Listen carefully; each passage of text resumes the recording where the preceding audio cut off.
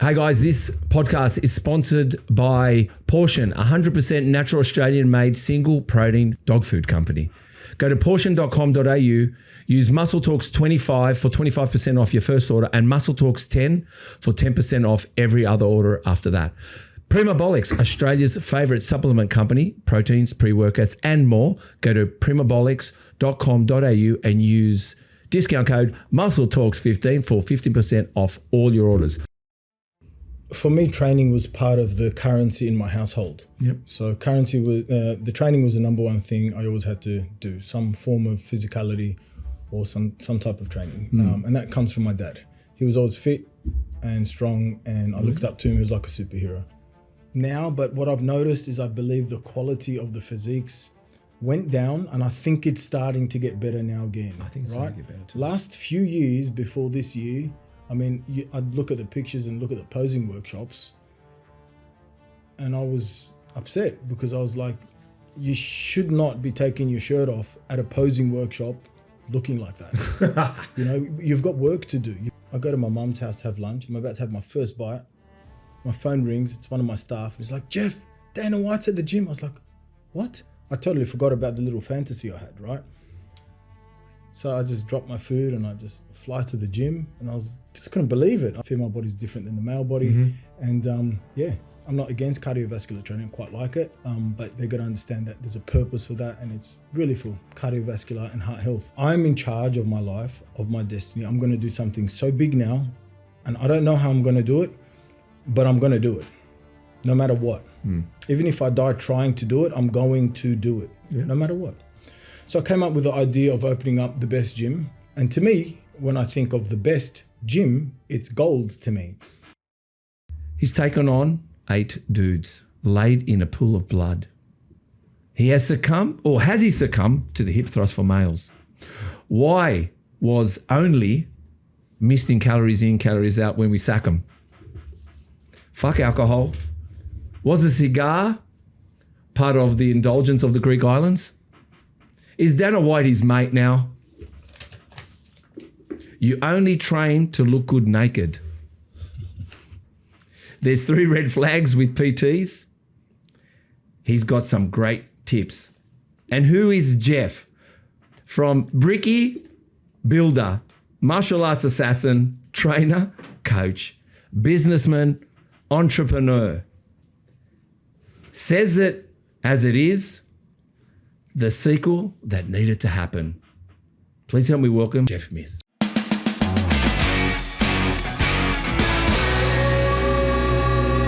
And even when I heard it at that podcast, you were talking a little bit about that in relation to masculinity being squashed and where we are today. Maybe we'll start with that too.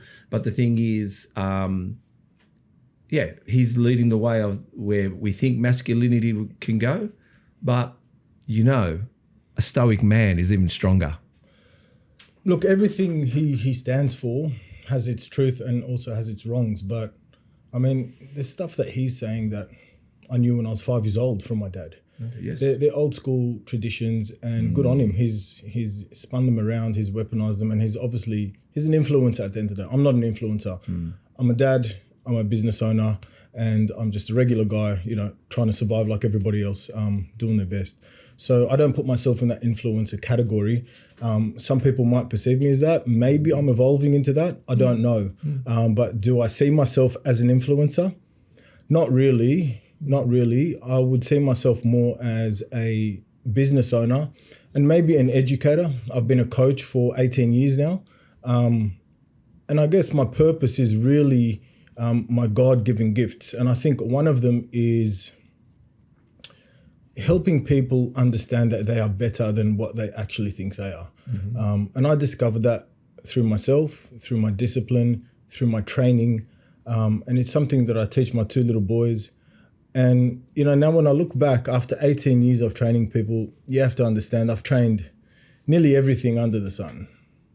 I've trained the general public, which consists of the regular man, the regular woman, teenagers, grandmothers, pregnant women, athletes, people with disabilities, which is very rewarding, people with mental problems as well.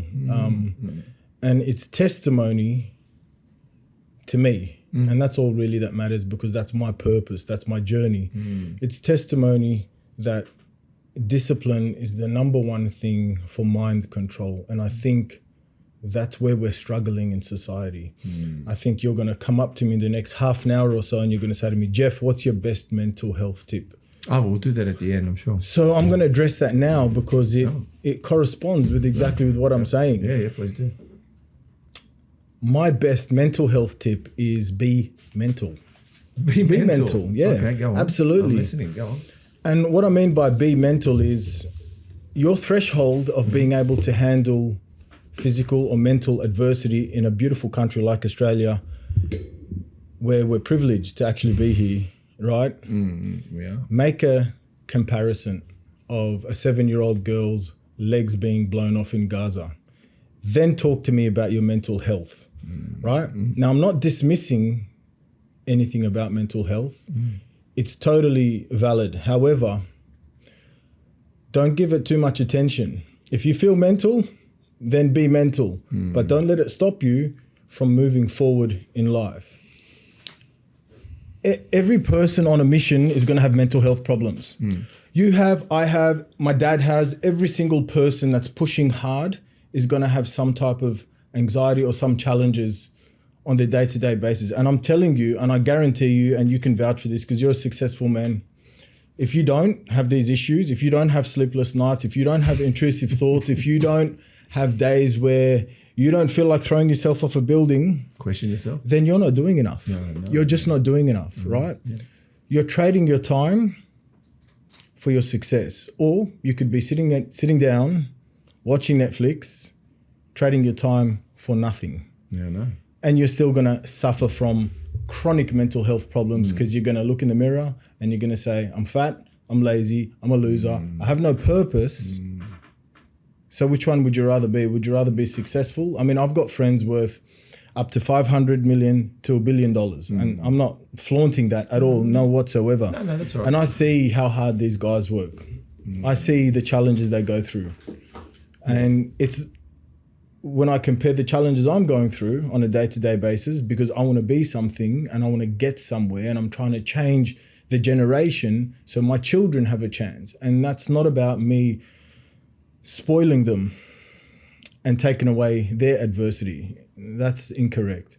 I'm trying to actually give them a chance, but I'm also trying to balance it out so they can also have their share of adversity. Because if you don't go through that pain period, it's just like Arnold said in Pumping Iron. What was the quote? If you can't get through the pain period, that's what separates a champion from not being a champion. That stuck with me for like 20 years. I watched it when I was 16 years old and I got that. And it wasn't just in the gym. It was about life. You have to get through the pain period. You got to get through the threshold. So again, going back to comparing yourself, mental health. I think people are starting to get confused now. There's a very big difference between mental health and mental illness. Right? There's a massive difference, and people just need to embrace it, sit with it. This is my tip. Sit with it, utilize whatever pain you're going through, and just channel it into something productive, something where you can look back in a year and say, you know what, that was challenging, but I'm very proud of myself because I utilized it and I channeled it into something that I could make something out of myself. And I think there's a quote from, and you can quote me on this, Chris, because I think you're going down this path, my friend, and it's from Marcus Aurelius, and what stands in the way becomes the way. Is that true? Yeah, he knows. So that's a powerful quote. So keep that in mind, guys. You know, I'm not going to tell you to phone a friend or speak to a therapist or go for a walk and eat an apple or eat a salad, because seriously, that's not going to help. All these people telling you, you know, call someone, keep your... No. Sit with it, understand your problems, decipher it, understand it's your emotion, and also know that you're creating it. It's coming from within. You didn't catch it from the air, or it's not a virus, or someone didn't pass it on to you. Hey guys, I just want to say thank you so much to everyone who has subscribed, who is following us on all platforms, but especially here on YouTube. And if you're listening to us on Spotify, please, if you could do us a big favor, which helps us reach more people, get better, bigger, greater. We've already had some great guests anyway. Everyone's been a treat. Hit the subscribe button. Hit the notification bell so you're notified every week a new podcast that is launched. And I just want to say a big thank you. But again, subscribe, hit the notification bell, and enjoy watching Muscle Talks podcasts. I think, I agree with everything you said, and especially the bit about sit with it. When you talk about business success, and like me, 10 years I was lost. And I'll tell you what lost me, just to let you know. And we talk about mental health, and it's very hard because when people start to think you're offering advice, I can only offer the advice of the darkest places I went to. And I'm talking about, I'm not saying you or Chris or anyone, it's not about better, I just know where the darkness took me. And I pride myself on getting out because I did it by myself. But one thing I realized was when you suppress and you use medication to fix things, it doesn't fix a damn thing. It actually makes it worse. And you are drowning underwater with items that aren't letting you float. It actually keeps you underwater. So when you have clarity that one thing you said, we don't sit in things. We don't sit in anger. We don't sit in pain. We don't sit in happiness. We don't sit in any emotions. We're not supposed to. So what I'm trying to say is, when my son tells me he's angry, I don't go, get over it. I said, what are you angry about? And when he talks, I'm getting intel about him and I don't interrupt. And when he tells me everything, sometimes I don't even have to talk at the end. He's given himself an answer. So I think when I say he doesn't know he needs to talk to somebody, but us we're just thinking we've got to problem solve everything. And the other thing which I think I've noticed, my biggest successes in life were never getting up at 4 a.m. in the morning. I didn't even know about 4 a.m. in the morning, mate. I got up at 8 a.m. And I had dozens of properties. And I was flying to New Zealand, I had a juice bar, I had this going on. I created stuff from nothing. We created this from nothing. My coffee company, I created. I didn't buy someone's coffee company. I created my own coffee company. I created a coffee cleaner. I created like a lot of business. I had a cleaning company. Besides being a network engineer with no certificate, I have no diplomas. I never went to uni. Mate, I never even went to TAFE and finished. I have no certifications of nothing. All I have is, it's a little bit kind of like wheeling and dealing, but the belief. But what I was trying to say is, and not to try to give myself a rap, is this 4 a.m. get-ups, these, like, I haven't heard Richard Branson tell me he gets up at 4 a.m. And some of the biggest billionaires in the world are fat bastards. I'm not saying they're not happy, but they're happy enough. Yeah, Bezos is looking amazing at the moment. He's getting the hot chick. Good on him. He's probably worked that out too. But at the beginning, when you're in business, sometimes you know why you're up at 4 a.m. in the morning? Because you're thinking. Yep. How many times have you got up at 4 o'clock in the morning and go, do I have to start now? Because you know you're not going to sleep. Yep. You know it. Not because you want to go train. The brain has clicked on. Yep. And you're going, I want to stay in bed a little bit longer, maybe another hour. Yep. But it's got me at 4 o'clock in the morning and you're up. But what I found as well is, and I was telling Will Davey from Primabolics about this. Do you know what the biggest anxiety is? Not making the call and not facing the demon. Inside, when I'm not sure about calling someone, I grab my phone and I hit press and I sit there, and until that person answers, I have got anxiety. But when he answers, I ain't got anxiety. Now we're in it. Now we're doing it. So now we're talking. Listen, I need this, I need that. Why did you do this? Who the fuck are you? Good job, mate. That's it. And then when I hang up, that anxiety's gone because I faced it. Whether I won, lost, it didn't matter. And I think that's the problem maybe today, is that the anxiety isn't in the moment. The anxiety is not the business. It's everything we face, the phone call, the staff member, talking to Chris, meeting expectations, maybe, like all this stuff that we face before facing. But like this anxiety could give me, this podcast can give me anxiety before we start it. But we're on now. We've got no time to worry. We're doing it. It doesn't matter if it turns out good or bad. So what I think as well is that I think today in society, I'm going to go with what you said, they don't sit in it. You got to sit in the emotion. Even if you need to break something, if that's going to relieve you because you're so angry, you break it. Slam the cupboard. Grab the glass. Throw it against the wall. Just don't hurt anyone. Do it in your own space. Does that make sense? Yeah, I don't know if I agree with that, bro. All right, what? I really don't. It's okay. Why is that? Well, anxiety is a signal, right? It's a signal of fear. So it stems from fear. So if you're telling me this gives you anxiety and that gives you anxiety, you're already affirming that negative emotion or that hormonal response in your mind before it happens, which tells me that most of it has already happened in your imagination. So I don't give anxiety too much attention, right? For me, I've deciphered it. So that's 50% of it. It's coming from your imagination, from a past trauma.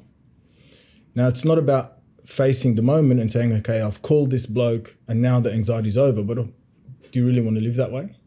No, but what I'm trying to say to you is, no, I think you're getting it all wrong. I'm saying to you is most people don't act. Like, how many people have returned your phone call when they should and they don't? Because they sit on it, because they think, what's Jeff going to think? I don't think, that's what I'm trying to say to you. I don't think. That's anxiety to me. I just make the phone call, because all that beforehand is anxiety. All that pre-thought, what's going to happen, is anxiety. I don't do that. What I'm saying is, when you're in it, most people aren't stressed. I'm talking about most. I'm not talking about me. There's not much story about myself. I'm trying to say to you is, what I've learned is the problem is before you do anything. And I don't think of that problem. I just go and do it, and then it all works out. I'm happy with both answers. Yeah. Works, it doesn't work. Yes or no. But what I'm trying to say is, most people, what I was trying to say with most people, not myself, is most people's anxiety is before they act, what they're thinking about. Correct, which is what I'm saying. Yeah, that's what I'm saying. 50% of it's in your imagination. Yeah, that's what I'm saying. Right. Is, but to say I'm wrong, I'm not wrong. I'm right. I'm right in saying that most people's anxiety is that's the anxiety. Depression is also the past, in a sense. What is depression? Depression is it reminiscing? What is depression? I think you even said anxiety is before something happens, and depression is hanging on to it. Is that right? So anxiety is thinking into the future before it happens. That's right, yeah. And depression is thinking of the past. That's right. But when the past is over, it's over. Like we just spoke 2 minutes ago, and that's already in the past. The only recollection we have of the past is our memory. Yeah, of course.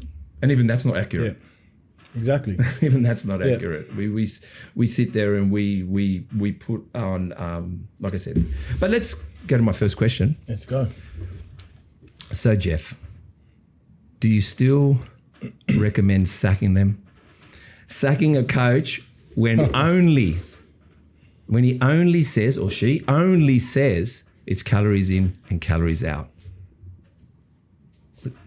Yeah, Steve, look, man, I'm not here to ever go back on my word. I totally stand by my opinion. Yeah. I pride myself in being an expert in the fitness industry. I've been doing it 18 years.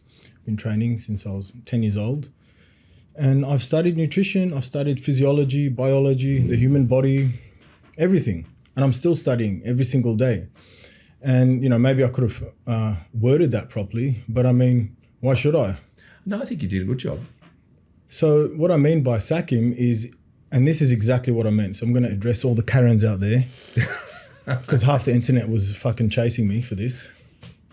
This is exactly what I meant. Well, it cost us a sponsor. So if I gave you 2,000 calories of protein to eat, and I ran an experiment, and you only ate protein for a month, and I took a picture of your body, and then the next month I gave you 2,000 calories of carbohydrates, any carbohydrates you want, no protein, just carbohydrates. Yeah, you're going to lose weight, and I've specified that weight loss and fat loss are very different. Weight loss is just your general body weight. It could be a bit of muscle, could be bone mineral density, could be a little bit of fat, could be some water retention, could be anything, right? But we're specifically talking about gaining lean muscle and burning body fat. So logically speaking, is your body going to look the same eating 2,000 calories of protein and 2,000 calories of carbohydrate? Which picture is going to look better? Which picture is going to have leaner muscle and a lower body fat compared to the protein picture or the carbohydrate picture? Well, definitely both will not look the same, and actually both won't be of a benefit, really, in a sense. Too much protein without some of that carbohydrate fuel. You'll have a leaner body, ripped up, but you're probably going to look depleted a bit tired, maybe. I'm not. And then with the carbohydrate, yeah, you're probably going to be, what would you say, more water retention, a lot more bloated? Well, there's a cluster of things. It depends on where you started. I mean, if you're already sitting at 18 to 20% body fat, you could become a borderline diabetic. That's true. True? Yeah, absolutely. Okay. Yeah, no, absolutely. If you're spiking your insulin levels 6 times a day, that makes you insulin resistant. So you can't upload glucose properly. You can't uptake carbohydrate correctly. So the whole point of saying, if that's only what your coach says, because there are a lot of coaches out there that believe in just counting how many calories you can eat. I know. You know, guys, you know, as long as you're hitting 1,800 calories, you're going to burn fat. Eat whatever you want. And maybe you can save 300 calories for the nighttime and maybe have a donut. That's incorrect. That's not how you teach a customer or a client the correct education about nutrition. It's not how you give them confidence in their body. It's not how you fix their hormones. It's just not the right way. And unfortunately, there has been a lot of coaches that way. But fortunately, there's a lot of more educated coaches now in nutrition where they understand that macronutrient is more important than calories. I mean, if I give you 2,000 calories of a really well-designed macronutrient profile, and I didn't even count the calories. Let's just say I didn't count the calories. You had a really good balance of proteins, fats, and carbohydrates, and all the nutrients was timed correctly around your day, around your sleep, around your training, pre, post-workout. You truly wouldn't need any type of calories, actually. So calories don't matter if you're eating that way at all, unless you're competing, right? Yeah, I agree. Because every single gram of food, it needs to be accounted for when you're competing, because you're obviously trying to get to insane body fats, 4, 5, 3%. So Sean Ray never counted calories. I know plenty of people that don't count Never calories counted at all. He said to him when he competed, he never counted calories. Yeah, absolutely. He never I counted. don't think Lee Priest did either. No, Lee Priest didn't either. I know Phil Heath doesn't either. No. I a know lot that of- personally. Yeah. Well, you know him personally too, yes. No. Just on the podcast, we were just talking and we launched, he says, I never counted calories. Correct. And that's the extreme. I mean, these guys are gaining great amounts of muscle mass, dropping their body fat down past 3 or 4%. So why would someone sitting at 20% need to count calories when they can be educated on healthy macronutrient, feeding their body exactly what it needs? It's not just your body, it's feeding your mind, your body, your spirit. Your body's your temple. Your coach should be specifically encouraging you to eat healthy, not counting calories, saving 300 calories at night to have a bowl of ice cream or a donut. That's just the wrong way to channel somebody. Well, I'm going to say, before I met you, obviously I know you well now, a lot of your content educated me. Like you spoke about eggs, which I didn't know about eggs, and all this stuff. I'm just remembering stuff. Really good content. So I do recommend everyone to go see some of your content. Thanks. I do want to recommend that. Thanks, Steve. But it's fun. Honestly, there's not many that I haven't sat down and gone, I wrote notes. Yeah. But with yours, I have written notes. Oh, thank you. And I know you go into detail. Means a You lot. don't really go on fluffy stuff. You do get into deep detail, right? But I said to Ed Connors, and I don't know if I told you this last time we spoke, but I believe calories is a FDA, Foods Administration, con for people not to not put things as fattening and things not to be low fat anymore. And why I say that is, I'll give you an example. If without calories, if I told you go eat McDonald's, you go, that's fattening. That's not healthy. Yep. But because McDonald's now writes calories on there, if you're 2,000 calories and you go have a Big Mac and it says 700 calories, you go, that's part of my calorie count. Yep, correct. And Ed Connors, who was a very smart man, architect, he built buildings, right? And gyms. He said to me, I never thought about it that way, Steve, but he goes, I agree that the food industry hijacked healthy to bring unhealthy items together, Cocoa Pops. Well, if you reverse engineer it, the food industry has put a number and a bracket on a specific food group. For example, let's just say a Big Mac is 600 calories. Yes. So it's a psyop. They're psychologically controlling the customer, pretty much saying it's okay to eat this if it fits your calories. So wouldn't a health professional or a fitness coach want to educate their client against this and actually help them understand what correct nutrition is? And that's what I'm saying. Like, these sugar-free drinks, they talk about 0 calories. Like, are you serious? What's better than water? Just say water. Like, drink 2 liters of water a day. What's better than if you are to, I guess, go to the gym? What's better than what I realized in the old days? You can correct me again if I'm wrong. Before I trained, we'd grab rice cakes and bananas. An hour before, or half an hour before, so we didn't feel full, and maybe knock a banana, get some potassium sugar in, right? And a few rice cakes. Yeah, that for was sure. so clean. It's that was just simple. fuel. That was our pre-workout. Yeah. And the other thing is, I've always been a firm believer, and you even said this too, about frequency of food. Yeah. Isn't it optimum when you've finished training and you've destroyed the body for you in that half hour to start getting some nutrients in straight away? That's what I believe. I know people can wait maybe 3 hours, or they've banked their food in the day and they can't eat anything after now because their calories are burnt. That's the most optimum. That's what I believe. The most optimum time is. I think I heard Lee Priest touch on this, the anabolic window. Yeah, the anabolic window. I actually agree with him, right? Yeah. So when I was competing at a high level, you become obsessed. You don't want to miss the anabolic window. You got to have your protein shake. You got to have your food at the right time, your sugars, your proteins, your fats, etc. But we're not talking about bodybuilders here. We're talking about training the general public. But if they want to be optimum in their... Not really. What I've experimented on my own body now, I basically eat 2 or 3 meals a day. Sometimes I fast for 24 hours now. I haven't done that, yes. I don't eat a lot of food. I don't count my calories, but I know roughly how many calories I'm taking in just from eyeballing my food. Not that I count it. For me, my main concern is to fuel my body with good food. 3 times a day is enough for me. I'm not competing anymore. My goals are different now. I'm a business owner and my goals are more longevity. I'm 40 years old now, so it's about looking great at 45, 50, 55. So it's actually pulling back on the food, giving your digestion a rest, giving your cells a rest to recover and replenish at a faster rate. Overloading your body with too much food is also not good. Even if it's healthy food, it's just too much on the body. Everyone's got different genetics, right? Yeah. So even uploading and digesting food is also genetic. So you want to kind of look at your dad, look at your mum, how good was their digestion, and make the correct adjustments from there, because you're going to get the DNA from one or the other or both, right? So my point is, you don't have to have this anabolic window and your gains are not going to diminish. If you don't eat for 2 hours after training, which I do very often now, I'm just not bothered. You know, I'm very happy not living a regimented life like I was 7 to 10 times a day, eating and drinking and everything on point. Now if I'm happy, if I have 2 good meals a day, I'm happy. No muscle has fallen off. I'm not using any supplements. I think my body is better than what it was in my 20s and early 30s.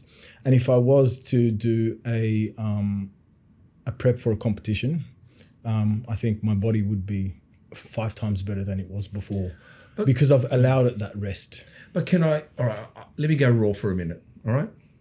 Because this is filmed. Yeah, let's go. But let's go. Are you on the gear?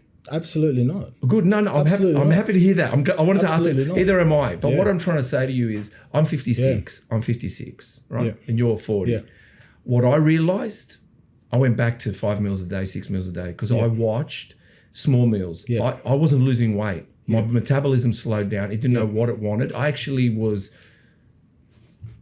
lethargic. Yeah. I was eating, like I was skipping meals, skipping water, skipping everything, And when I went back to regiment, and I don't know if when you met me, and I was probably fatter then. Yeah. But I got twice in my at 40 and 50. I got to from 84 kilos. I went to 107. Yeah. But this time when I went to 107 at 52, I couldn't get it off. Yeah. And I do once a week 24-hour fast. Yeah. But again, I have studied nothing. I'm just knowing my body. But like I said, but what I found, and I looked around me, and when you talk about my dad, unfortunately they've all passed away. What I mean is, I've watched so many people bow-legged, bent over, hunched back, brains are gone. Yeah. And what I found was, and again, you're running a business, so it's hard for you to get your food in, and you're at your optimum, and I know all that. And you eat so well. But for me, and I do eat well, but for me now, I've got 2 meals in the car. Yep. I had a meal before I came. When I finish here, I'm going to eat. Ask Chris, I'm always eating, and I'm down to 87 kilos now. Yeah, no, that's awesome. I don't take testosterone because I believe if I'm taking it and my brain wants to switch it off, then I'm reliant on a pill to get, and I got my testosterone done, and I'm actually high. Okay, my sexual hormones are good. Let me stop you there. So when you asked me, am I on the gear? Now, I'm not against it, right? No, I'm not saying. Obviously, I was a bodybuilder that was competing at a high amateur level in Australia and did some world championships. You also did A&B and other stuff. I know what you've done. And I did train natural for a very, very long time. At a high level, I know. Yeah. I'm going to bring that up. But I'm not against it. my belief is if you're deficient in a hormone, it needs to be replaced. Okay. Now, No. I'm not. That's the thing. So I don't need to. I had my blood work done probably about 3 months ago less than 3 months, about 6 weeks. I broke my arm, as you know. The doctor gave me some BPC 157 and TB 500. Yep. They're peptides, natural, and they were phenomenal. But when I did my blood work, he wanted to check my testosterone, and I get that checked every year. It was 4 times higher than the regular person, right? So it was triple than the chart shows. So I don't need it. But if I was deficient and I'm doing everything in my life right, I'm eating well, I'm sleeping well, I'm training, and I'm still deficient, it could be genetic disposition, or it could just be lifestyle, or whatever it is, I'm not opposed to doing TRT therapy. I'm truly not. Oh, I want to make it but I don't need it. Yeah. So I want to say what I wanted to say. It's like training. It's like anything you put in your body. If you're going to go to the gym and you're going to put all that effort in, what you're doing at home with your food only helps the gym be better. But the gym's not going to solve everything, right? So what I'm saying is, I'm not saying that people shouldn't take TRT or shouldn't do anything, but sometimes have a look at their diet. Yeah, what's their diet like? What's their lifestyle? So you've got to do everything right. They're drinking first. alcohol a lot. Everything's got to be done first before you consider. That's what I was trying to say. I guess what I was trying to say is that before you start putting things in, because your brain is going to say, "Oh, I don't need to produce it. You're giving it to me through oral, through injections, whatever." It depends how much you take. If it's a lot, then you switch off. But if it's a very, very low dose, you don't switch off. You continue to produce your own, and it's genetic. It's also genetic. Testosterone's genetic. Like I had my dad's measured when he was in his very late 70s. What was he like? It was 25. That's good. It's very good. Very good. It's very, very good. So that's the highest it can be on the level before it starts to go over the chart. Well, my dad, when he was older, he kept getting in trouble chatting up the girls in the nursing home, and they kept pulling us up. So look, testosterone's a mindset as well. Yeah, I think so. It's the way you think. I think so too. Right? I was going to say well, it's 100% true. Yeah, true. When you change the way you think, you change the different hormones in your body. Obviously, you start thinking soft things, you're going to stop producing the hard hormones. And vice versa. Like if you're getting ready for battle like 1,000 years ago, if you've got a spear and a sword and you're running into war, mate, your testosterone is going to be high. It's not going to be low, believe me. It's true. I'm with you on that. I think as well, we talk about thoughts, visualization, what you believe. That's what I'm saying to you, that some of the stuff that I know that I want to hang on to, I have to believe it as well. I can't besides letting it unfold, I'm not going to give up on it. So my mind is, no way, my testosterone is going to be good. Yeah. That's just a mindset. But at the same time, I've given up. When I say given up, I don't drink alcohol anymore. I haven't drank it for years. Yeah. Right? I did smoke when I had a bad time. I got hooked on smoking at 40 years old, but we don't smoke anymore. I've never done drugs. I've never liked drugs. I mean, besides maybe eckies and some cocaine here and there, but marijuana, it would never touch it. It was never about something I wanted to touch. And even now, I'm probably the cleanest I've ever been in my life because it's too costly right now. Yeah. For me to be 56, I've got to make the next few years the better, say, some of the detriments I did in my 40s or 30s, we think, well, I think I can do better now. Yeah. So I think it's mind over matter. Everything's mind over matter. All right, let's talk about another hot topic, hip thrust. All right. And what would you like to know? I know. Well, we had Ed Contreras on. Yeah. We spoke about you. Did he? Yeah, we did. You just got to go back in the podcast. I haven't seen it. I hope it was all good stuff. Maybe you shouldn't go look at it. No, just joking. He said, and I tell you, Chris can correct me if I'm wrong. I said to him, I said to him, and it wasn't, I said, I reckon you'll like Jeff. And he goes, I reckon I will. I think it was something like that we spoke about, right? But I told him how you got some hip thrust machines in. You know what he said to me? He goes, why didn't Jeff contact me? I would have spoken about the stuff I've got and some of the machines I've got. So he was saying for you to reach out to him. Yep. So at the end of the day, nothing, I wasn't, I just said, you threw in me, Jeff, you said you called us something. I said, I can't remember what it was. Yeah. And we spoke about it. And no, he was very professional. He's a very educated guy. He's not, everything's science-based, educational-based. But he didn't have a problem. No, I respect that. But I said, he said, Yeah, he just said, yeah. He said if Jeff wanted to reach out in relation to a hip thrust machine and all that stuff, I'm more than happy to recommend. Yeah. No, that's all good. Like I said, I respect that he's educated and all that, but in all honesty, I really didn't appreciate the post he put up, trying to make me look stupid. But look, everyone's got their own opinion. Again, I'll touch base on the hip thrust. If you must know about it, Steve. So again, my opinions. But you got some hip thrust machines. Yeah, I did. So my opinion on the hip thrust is it's not an ideal movement. Now that I actually got the hip thrust pin loaded machine, I've kind of proven my theory, and a lot of people in my gym agree with me, that a barbell hip thrust, I find it to be quite a dangerous movement. And you can come after me all you like, Brett Contrary, whatever the heck your name is, right? I don't like it. And my whole point is, when I said it's upsetting me, it was a joke. Like, just get over it, have a laugh. It was a joke. I was having a sense of humor. But I'm not against it. But personally, maybe for my biomechanics, I've tried it out. I don't like it. Now, I've tried the pin-loaded machine, and I think it feels good. It's completely different to doing it on a barbell. The barbell, you've got to stabilize the barbell firstly. It's 2 meters long. The resistance is on either end. It's really awkward to pick up, and people usually have their shoulder blades attached to a bench, and they're doing the hinging movement down off the bench. It's not enough depth. You've got to hold the barbell. It's usually a woman doing the exercise. Yes, they can put a pad on, but it's a lot of the feedback I get from females is it's quite painful to put across your hip bones. And I said it upsets me when I see a fully grown man putting all the emphasis into the hip thrusts, whether that's a miscommunication or a miseducation on the person that's following their program. My whole point is there's so many other variations you could use, and you could also add the hip thrust. I'm not against it. I'm just saying, for me personally, I think it hurts the lower back. It used to be called the Scorcher. It's come a long way. And like I said, pin loaded seems safer, whatever it is. And I think it's not safer. It feels completely different.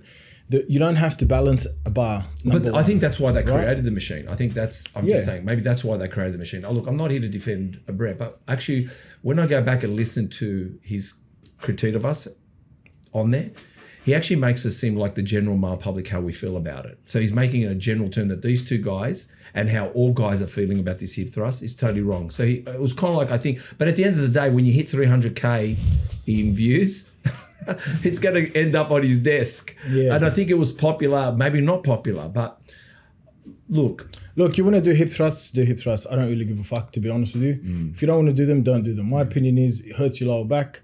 And that's it. I don't want to talk about it anymore because it's fucking I was going to say, stupid. but he also said that you said squatting and all that. He says it's on our reels. Yep. It says there's no more benefit from a hip thrust to a squat. They're both the same. Well, I highly disagree with that. They're not the same?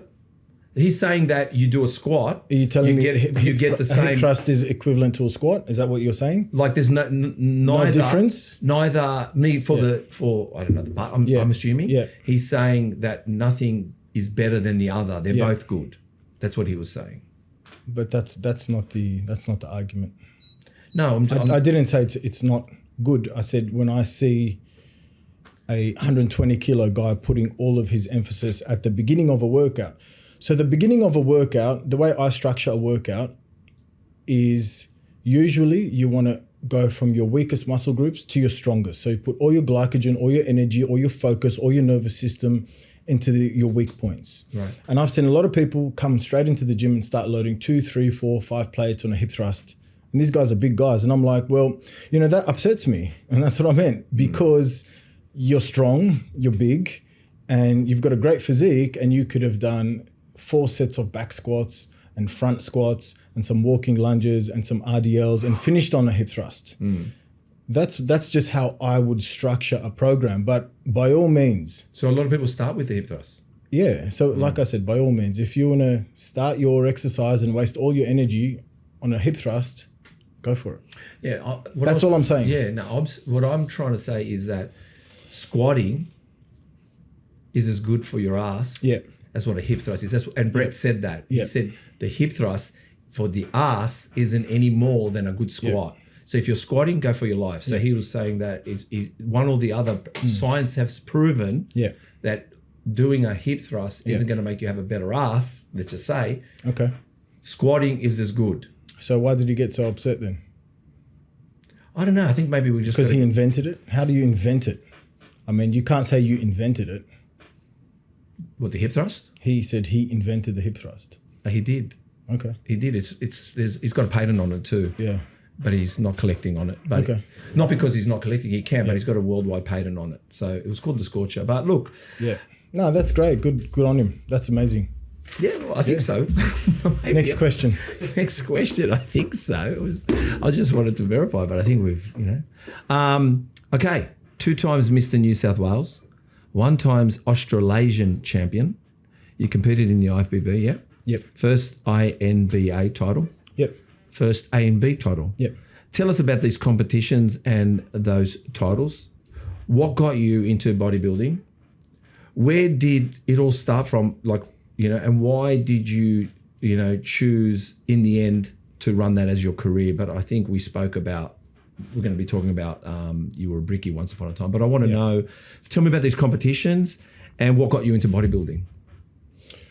So it's pretty basic. So for me, training was part of the currency in my household. Yep. So currency was, the training was the number one thing I always had to do, some form of physicality or some type of training. And that comes from my dad. He was always fit and strong, and I looked up to him. He was like a superhero. So we always trained together in the backyard. We always did push-ups. We had a bench press, dumbbells. So it was, always. So my dad, nothing. Yeah. So, physically, he was a very fit guy, and it was a part of his philosophy, really. So then I started martial arts at about the age of 4. And strength training was just supplementary to the martial arts. My dream was to be a professional fighter. Yes. That was my dream. As much as I still love bodybuilding now, I love it, but fighting it's in my DNA, it's in my spirit. My dad was a fighter, and did you do martial arts too? Yeah, no, he did street fighting. He was a street fighter. Was he? Was he back home or here? I was back home, and here. I would say. So my uncle's pretty dangerous guy. I mean, there's a difference between martial arts and violence. I would say he's quite a violent person. Okay. Right. So I wouldn't say he's a martial artist, but having all that experience, little bit of mixed martial arts, I would say he could. Sometimes street fighters are street fighters, mate. There's no rules. That's what it is. There's no rules in a street fight, and I think you develop skills to survive. Not in this country, because it's something that you shouldn't do and you get in trouble. But back in the day, it was hard for him to grow up, and it was the strongest survived. So my dream was to be a professional fighter, and I did that at a very high level till I was probably 20 years old. Muay Thai, yeah? Excuse me. Yep, Muay Thai. I started off in Kung Fu. Yep. My dad put me in a grown-ups gym because there was no kids gyms back then. So I trained with men. So my first experience with martial arts was training with grown men. They didn't take me seriously the first couple of weeks, but after that they saw how zoned in I was, how serious I took it. So they spent a lot of time with me. And I got to the point where I got pretty good, and my sensei at that time wanted to take me to Hong Kong and compete in the World Championships. I think I was about 12 years old, in Junior World Championships.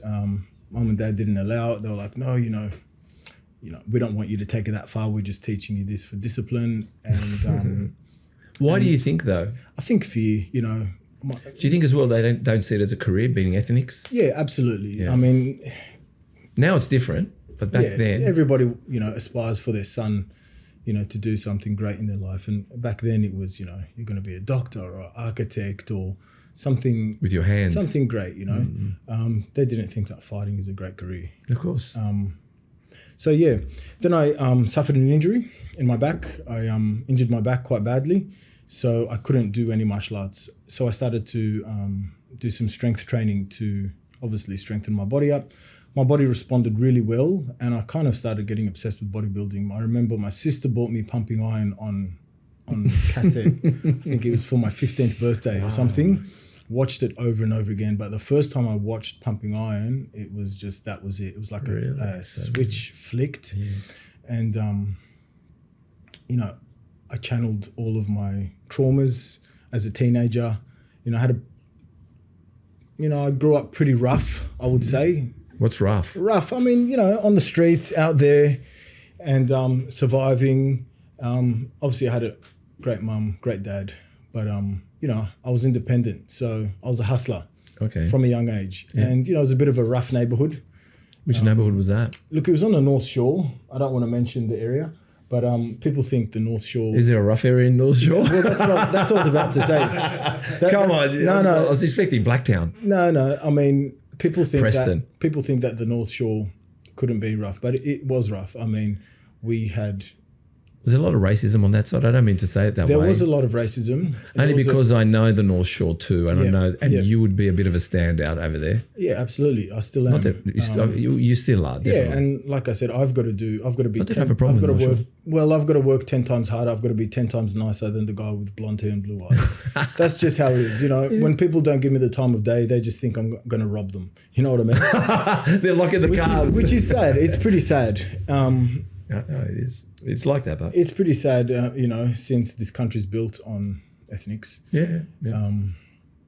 So going back to So all right, so rough neighborhood, which we don't want to mention. Rough neighborhood, but on the north side. Yeah.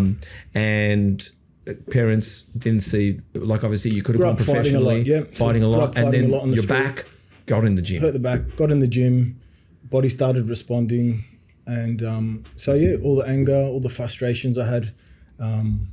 Really channeled it into training, and my body responded, and I trained naturally for a very, very, very, very long time. Yeah, I'm surprised by most people, but that's good to hear. Well, I mean, that was part of my discipline. I never drank, I never did drugs, and that to me, that I didn't need it. I didn't need any steroids to enhance my body. I mean, I was young, and your body's giving you free steroids as it is, natural hormones. And I was eating well, and I was sleeping, and I could lift a lot of weight, and I was genetically very, very strong. And I didn't know how strong I was until, you know, I look at teenagers now. I mean, I was benching like 100 kilos when I was 16 years old for reps, which is pretty good. I don't see that.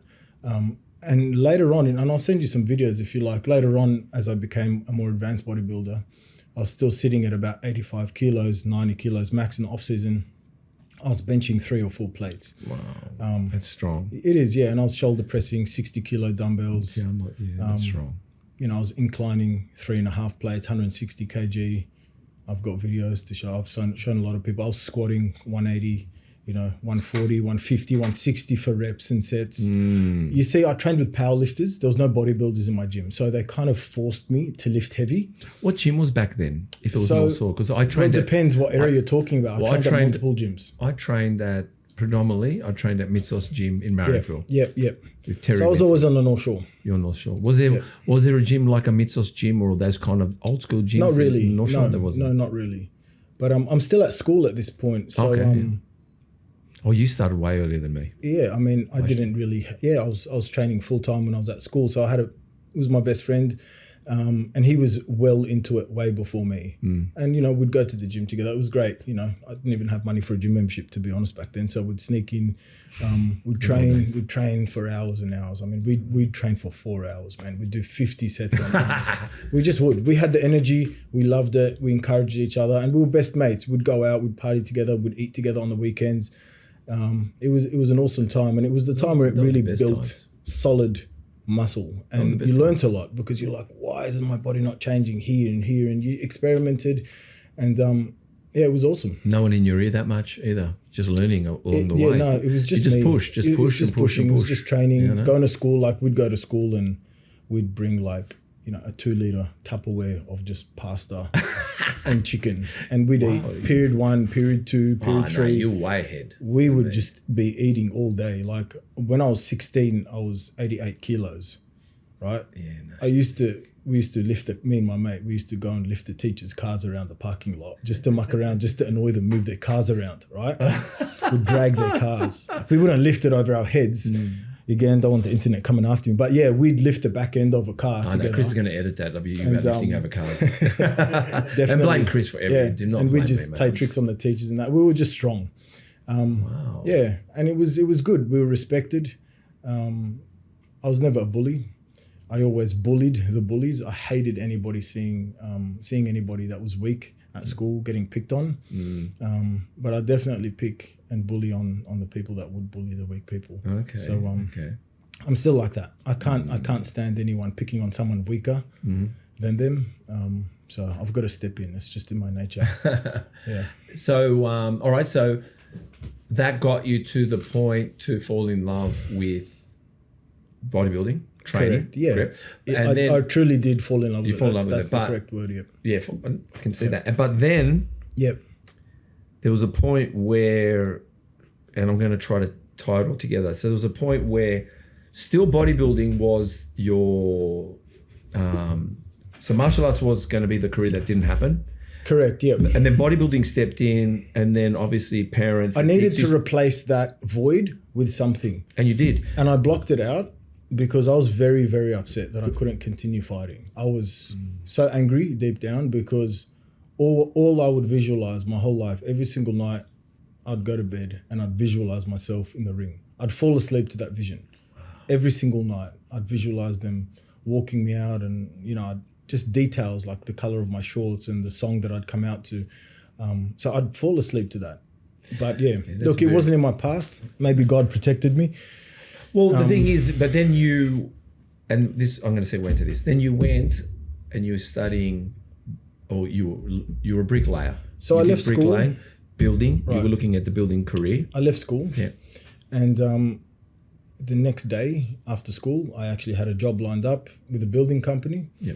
And I was doing my apprenticeship as a builder. Yeah.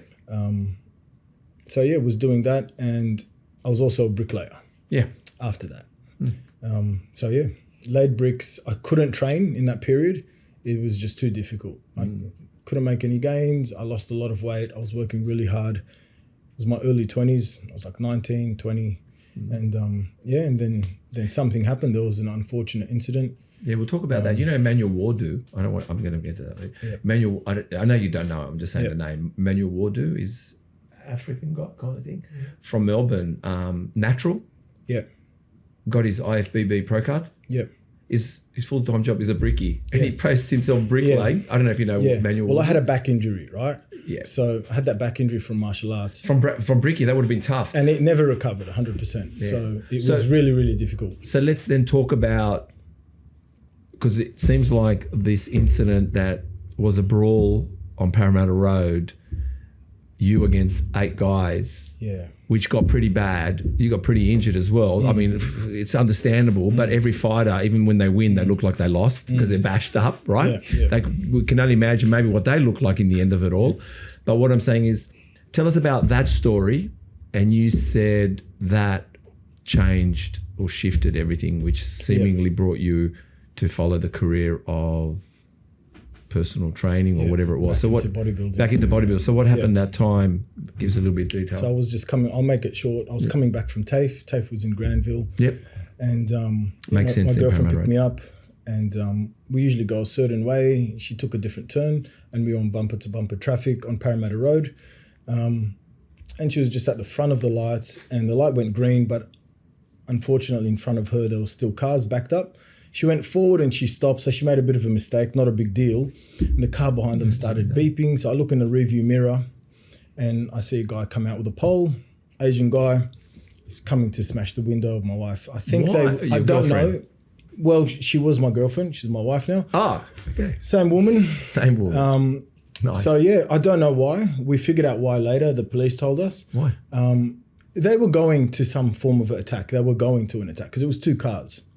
So they actually had a hit going. That's correct. They were going to a hit. Well, and you were the intermission. We were in their way, right? Wow. We were in their way. Yeah, so it a good was story. Keep going. It was bad luck. Like your timing was bad. Yeah. So, being 19, I was a lot more fiery than I am now. I can control it a lot more now. I couldn't really control it back then. So I jumped out of the car and, did what I had to do. And then another one came out, did what I had to do, and I was okay. But then 2 more guys came out of the car, but they were fumbling. So they were trying to collect their weapons. They had them stashed under their seats because I could see them. I was looking straight at them, and they were like, car doors opening. Then the car behind them, all 4 doors open, and they come out. So can I ask, what do you think when you saw the other 4 doors open? Mate, I said to my girlfriend, I said, close the window and lock the fucking doors. And we're still in bumper to bumper traffic. Like, this is a show. People are watching this. So, you know, I knew it's not going to last very long for me. So, you know, I just did my best. And but you fought for a lot. Like you said, fights can take up to a few seconds, not even a minute, but you went for a while. This went on for a while. That's what I'm saying. This is because I guess I was hard to kill. I was Obviously. because they were trying to kill me. You don't attack someone like that with that ferocity when you're not trying to do some serious damage. Wow. I think one thing that was running through my mind at that moment was my dad's words. He probably told me this 100 times. And he started telling me these things from a young age. He said, if you ever get into a fight, never fall on the floor. Try your very, very, very, very best not to hit the floor. And if you find a wall, get your back against the wall. So I had his voice running in my head, right? And I was also praying. I was praying. Yeah, I was like, please, God, help me. Like, wow. I don't want my girlfriend to see me die right now. That's what I was worried about. I wasn't really worried about me. I was worried about her trauma because I could hear her screaming in the car and all the windows were closed and I could hear her voice screaming through the windows saying, somebody help him, somebody help him. Because people were just watching. All right. Anyway. And back then things were rough. Yeah. You didn't have rules.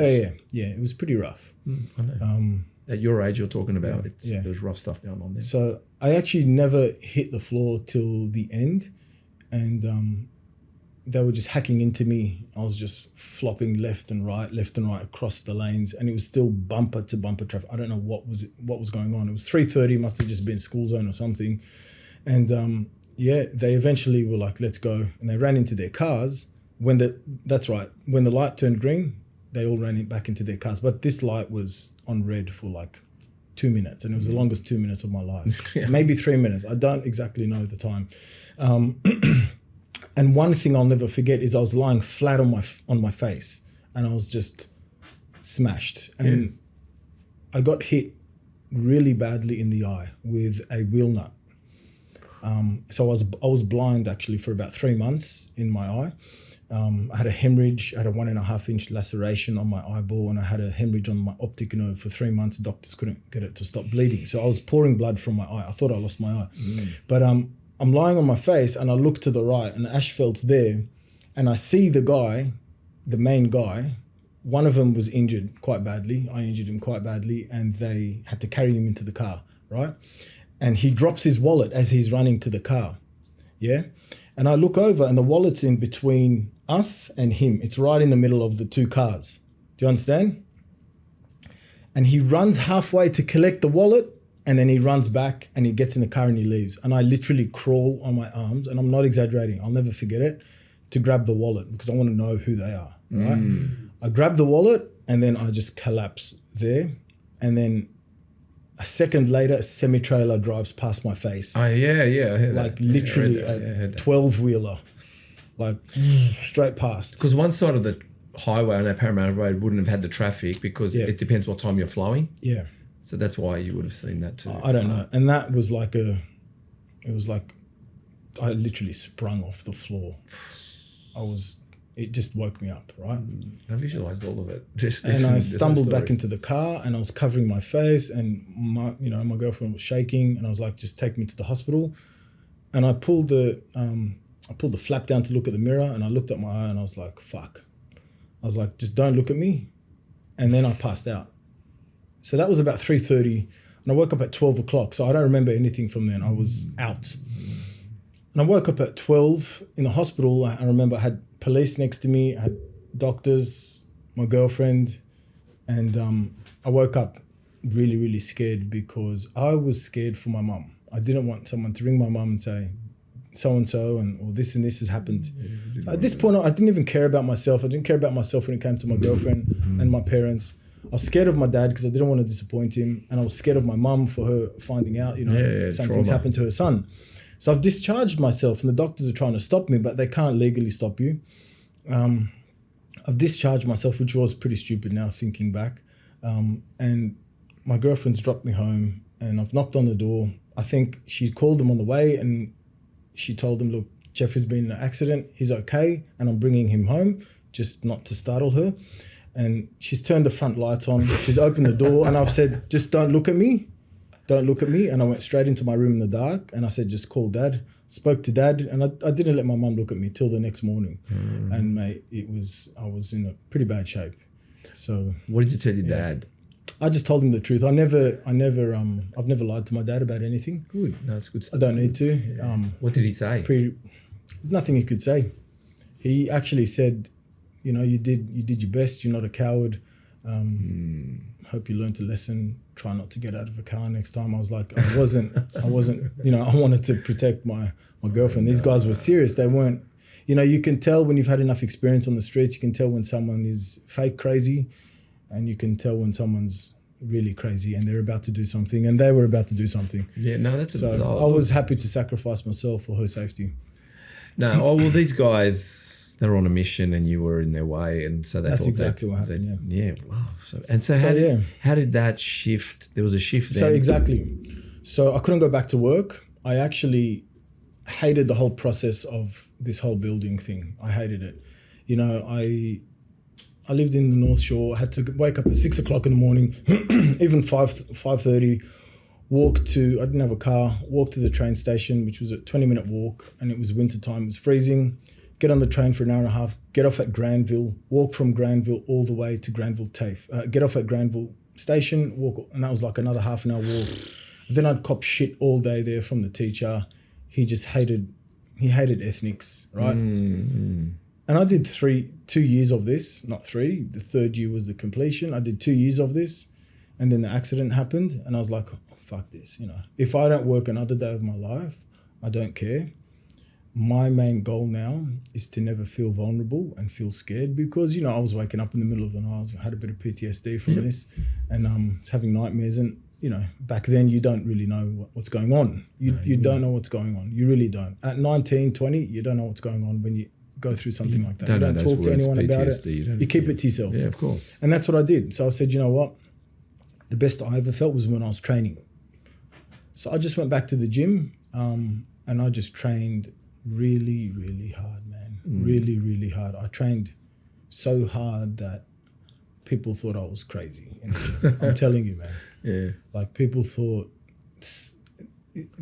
something's driving this person. And there was something driving me, It was overcoming that fear, overcoming that trauma.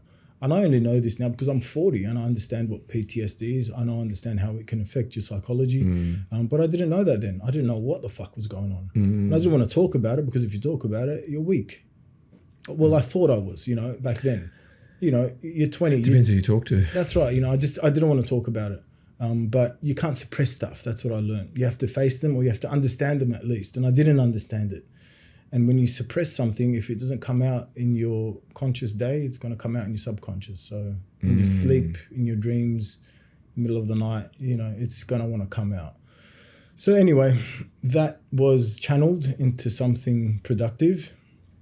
And then my best friend, who was the same best friend in high school, said he's going to go do a PT course. And I was like, what's that? I didn't even know what it was. I saw like 1 or 2 personal trainers here and there, but I thought these guys were losers. I really did. Seriously. He was like, mate, you can charge $100 an hour. And I was like, really? I was like, but I don't want to go back to school again, man. He goes, no, trust me. It only takes 3 months. It'll be fun. We'll do it together. So he convinced me to do it. Okay. I had no, like I said, I had no thought in my mind of what my future is going to look like. I was like, I'm just going to train now, and I'll figure it out later. I want to get big, I want to get strong, and I want to overcome the fear. So we went and did this course, and it was great, man. I mean, we got our certification, we learned a lot. That helped me overcome a lot of things. So I started working at Fitness First.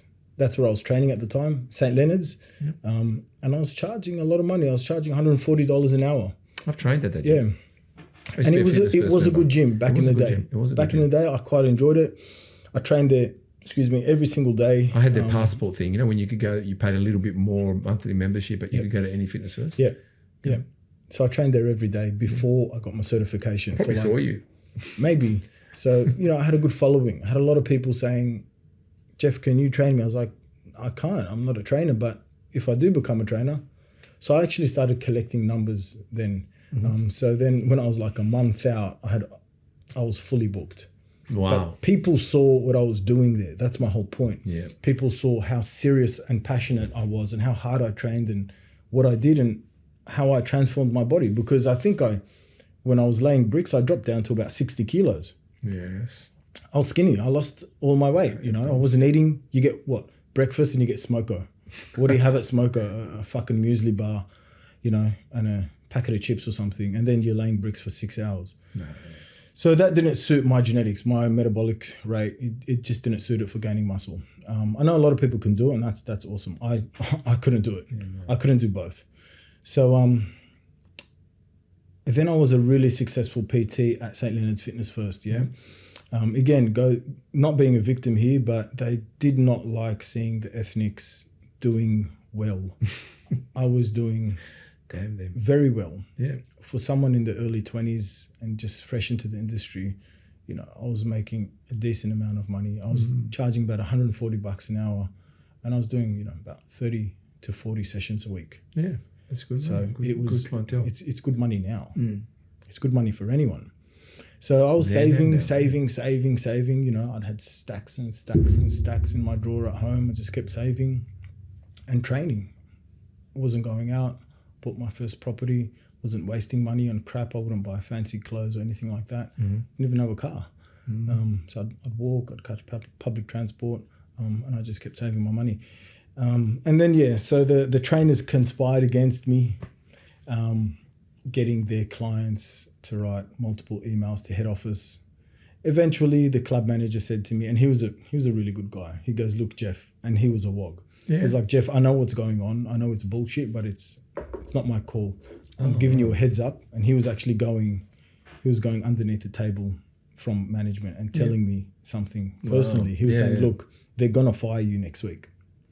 I'm getting transferred to North Sydney. I can vouch for you and take you with me. They just want you out of this club because you've got too much business. You attract too much attention. A lot of their clients feel insecure now because they want to train with you." So I had a lot of people that were other people's clients come up to me and say, "Can I train with you?" And I always did the right thing. I always said, "Look, I'm happy to train you, but you've got to get your permissions. You've got to get your trainer's permission because I'm not one to, you know, poach clients. If they're like fine with it, then no problem. I'm happy to train you and help you out." So went to Walker Street, North Sydney, Fitness First. The biggest shithole Fitness First has ever created in the history of Fitness First. Really? It's closed now, by the way, which was a great day for me. When did it shut down? When did they close it? Actually 2 weeks ago on the 13th.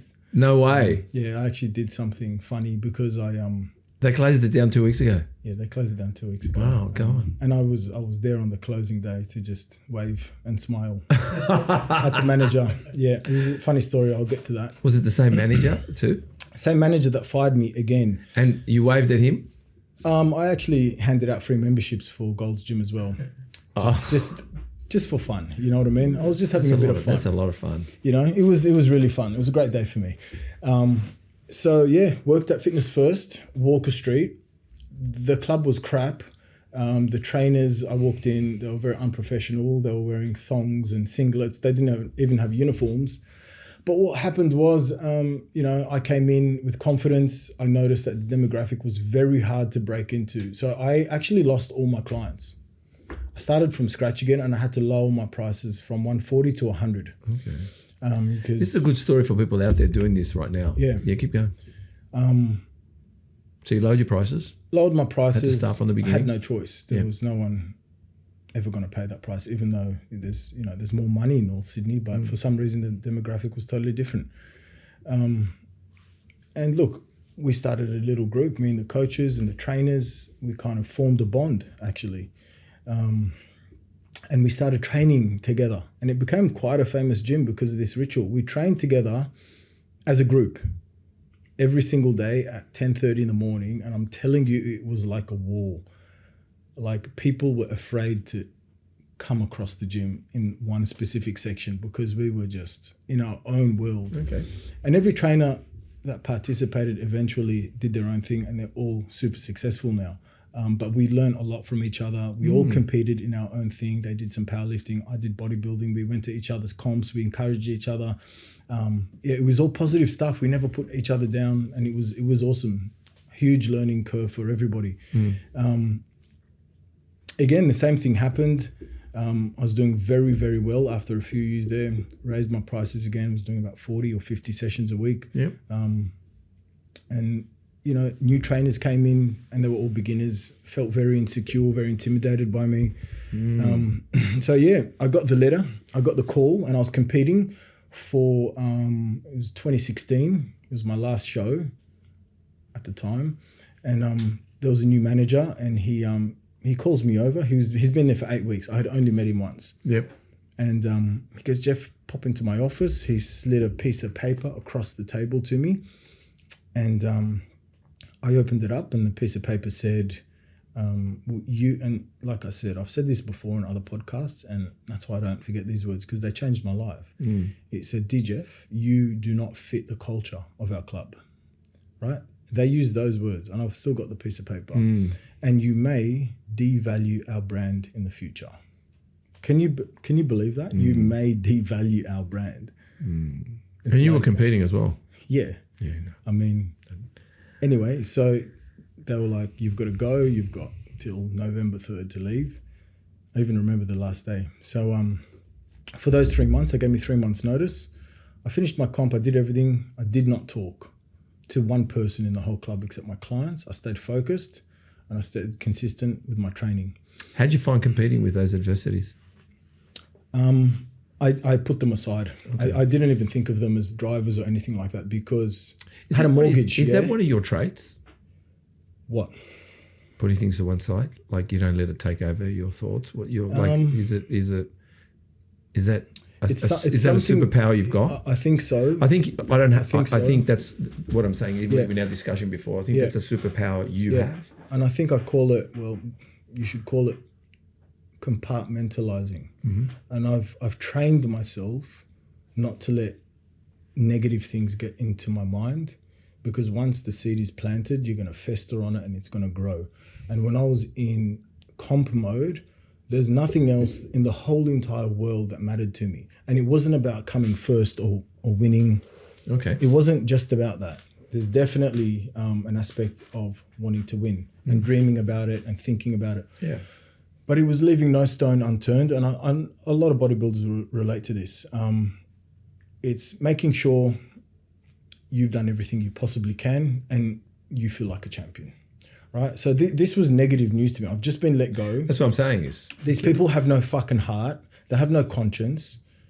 I had a 18-month-old little boy. I had a pregnant wife and a mortgage. What the fuck am I supposed to do? Like, these people have no heart. All for what? All because a few pussy fucking trainers can't get enough clients because they're intimidated.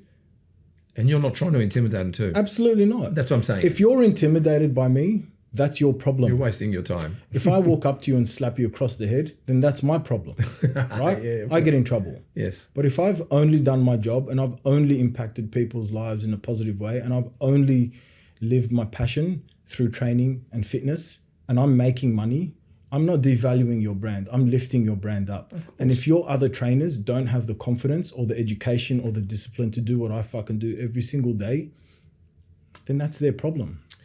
And whether I'm there or not, they're still going to struggle. And they're still struggling. I still see that last day I went there on the 13th of March, I saw the same trainers walking out, carrying their shit, their fucking pads and whatever the crap they have, loading it into their car and leaving. Like, if you're still there 9 years later, then that says something. And the gym shuts down. So you can probably pretty much put yourself that they were responsible for what happened in the end. Well, look, my silence was very scary. I didn't talk to anyone. They didn't know what I was going to do. I was super upset for 2 days when I got the news. Then I got over it and I was like, okay, I'm going to do something. I'm going to take on something so big now, right? That it's either going to make me or break me, because there's no way that I'm just going to let this happen to me a third time. It happened at St. Leonard's. It happened at North Sydney. I'm not going to go to another gym and beg to get a job just so I can do what I'm good at. Yeah. Right? I said, I'm in charge of my life, of my destiny. I'm going to do something so big now, and I don't know how I'm going to do it, but I'm going to do it no matter what. Even if I die trying to do it, I'm going to do it no matter what. So I came up with the idea of opening up the best gym. And to me, when I think of the best gym, it's Gold's to me. Because when I competed in the Arnold Classic, my dream was to just get to Gold's Venice. So I went there, competed, trained with Robbie Robinson, Chris Cormier, all the greats. You went to America? Yeah. Trained with them? Well, when I competed in the Arnold Classic, I competed in the Columbus, Ohio. That's what I'm saying, because I know we did an Arnold So this Classic. is going back 3 years, okay? Because we did 2019 here or something, 17, 18, 19, 20, whatever it was. But you went overseas. I got invited to the official one. That's what I want to hear. That's because I won the Australasian title. Yep. One person from every division got invited. So I got an official invite from IFBB. Nice. Yeah, it was incredible. So Well, tell us more about this too. yeah, so I Please. was training with such ferocity because I'm like, I'm going to compete against, there was 18,000 competitors, not just bodybuilders. It's like a mini Olympics, really. They have everything. They have archery, they have arm wrestling, powerlifting. Like, I mean, Columbus, Ohio is crazy. It was like 2 massive auditoriums. It was literally like the Olympics, buses in and out carrying athletes. And I was staying in one of the hotels with Thor. And I'd have breakfast with him every morning. Really? Yeah, he's like 6'9", 200 kilos, and he'd just sip on a protein shake. He wouldn't really eat much. Really? I don't know why. Anyway, so going back forward in time now. So I said, I'm going to open up the best gym. I'm going to open up the best gym because I'm going to be in charge of my life. And I know what I'm capable of. I know what I'm good at. So I went from a PT to opening up Gold's Gym, which, you know, was very difficult. It fell over 7 times before it actually came into fruition. What does fall over mean? Fall over mean, you know, getting the finances and doing all those things and getting, you know, loans and banks approved. Yes, of course. It's pretty difficult for somebody that was just, you know, a PT where PT doesn't show a lot of security. Doesn't show a lot of security. No. That's right. You need to work for a conglomerate company. Like I said, 7 times. And you know that process of trying to apply for a loan is very, very difficult. A business loan is very difficult. A lot of people can't even do it once. It's not a house loan. It's a business loan. It's difficult. So I went through it 7 times and I just refused to give up. And look, I made it happen. I even did, I don't know if you can call it foolish or if you can call it wise. I went and bought all the equipment and put deposits on them when I didn't even have a gym or a tenancy. I remember you saying that last story. So I committed to $800,000 worth of equipment, and I didn't even have $800,000 at the time. So I knew it was going to happen. I was going to make it happen, and it worked out. So, and Gold's Gym, obviously, like you said, well-known name. I mean, you watch Pumping Iron. At the end of the day, Gold's Gym was prominent in that. Yeah. But I trained at Gold's in 2013 for a month, every day, twice a day, and like I said, I trained with the greats. Trained with Robbie Robinson every day. He was actually my coach. Yeah. So what I'm saying is that's when you did the Arnold Classic too. Is that correct? Yeah. Correct. What was obviously you're the one that shut down Fitness First North Sydney by opening up one of the best gyms in North Sydney. Possibly. I'm not going to say that, but I'll tell you one thing. Yeah. Those words never left me. Yeah. And in my office at Gold's, I've got a whiteboard. It's a vision board. I've got all the things that I'd like to get and achieve. But I wrote, the first day I opened up the gym, I wrote, Fitness First, you won't outwork me and I will shut you down. And I visualized there was one thing, I don't know if you want to say this is nasty or not nasty. I don't think it's nasty. To me, it was a driving factor because they were so heartless. They hurt me so much. And you can't control people. Like, no one gives a fuck, man. You know, if somebody wants to do something to you and they have the power to do it, Let me tell you something about people, man. When you're doing well, people get close to you, right? They get really close to you and they want to know your secret, and they pretend they're friendly, and they pretend they care for you, and they care for your family, and whatever you need, bro, if you need me, give me a call, whatever. And the second something happens to you negative or you fall, they scatter? No, they don't scatter. They stick their knife in your back. Oh. That's what they want to do. They want to see you They're fall. hyenas. They are. So that was a driving factor for me.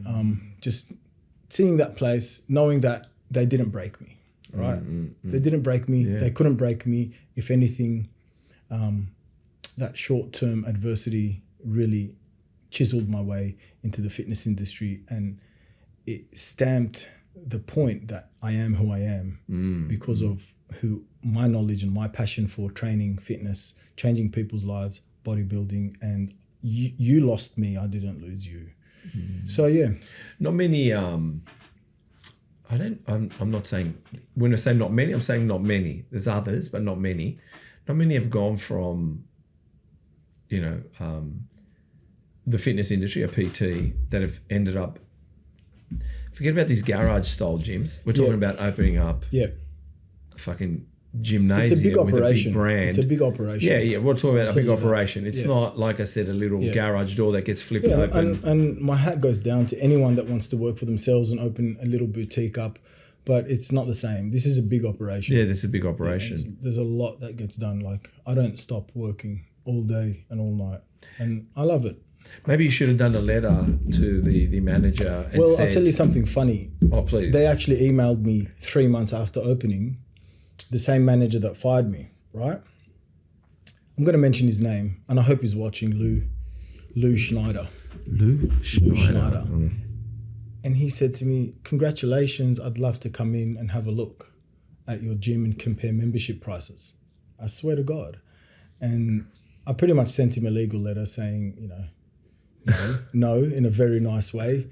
And then 6 months later, Fitness First let him go and he asked me for a job. Isn't that funny? I didn't respond to that email. It was just amazing how the world works. Like, But how can he be so ignorant? How can he be so ignorant, this person? Or how can they turn around and hand you a piece of letter? it's and do because what they Fitness do? First, right, don't know where to start when it comes to actually understanding health and fitness.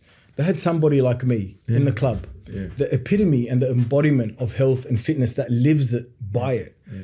Wouldn't you want to utilize that if someone is in your company that is so passionate about what you're trying to sell and market? Wouldn't you want to utilize it? They're doing it now because they're light years behind of me. But wouldn't you want to utilize that instead of trying to tear it down? But it all stems from insecurity.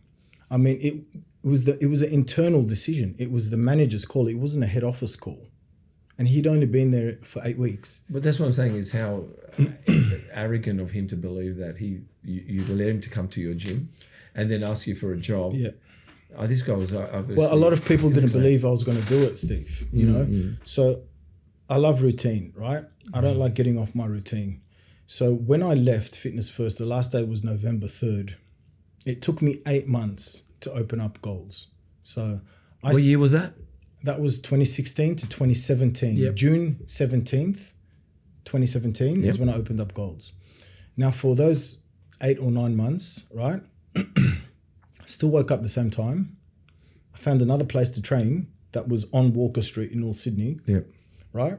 And I still went to the same cafe every single day next door to Fitness First. So I saw the managers every day. Wow. And I saw the trainers every day because that's where everybody would get their coffee. And I did that intentionally. I did that as a reminder that these people want to break you and they just won't. And they're still going to see my face every single day. Wow.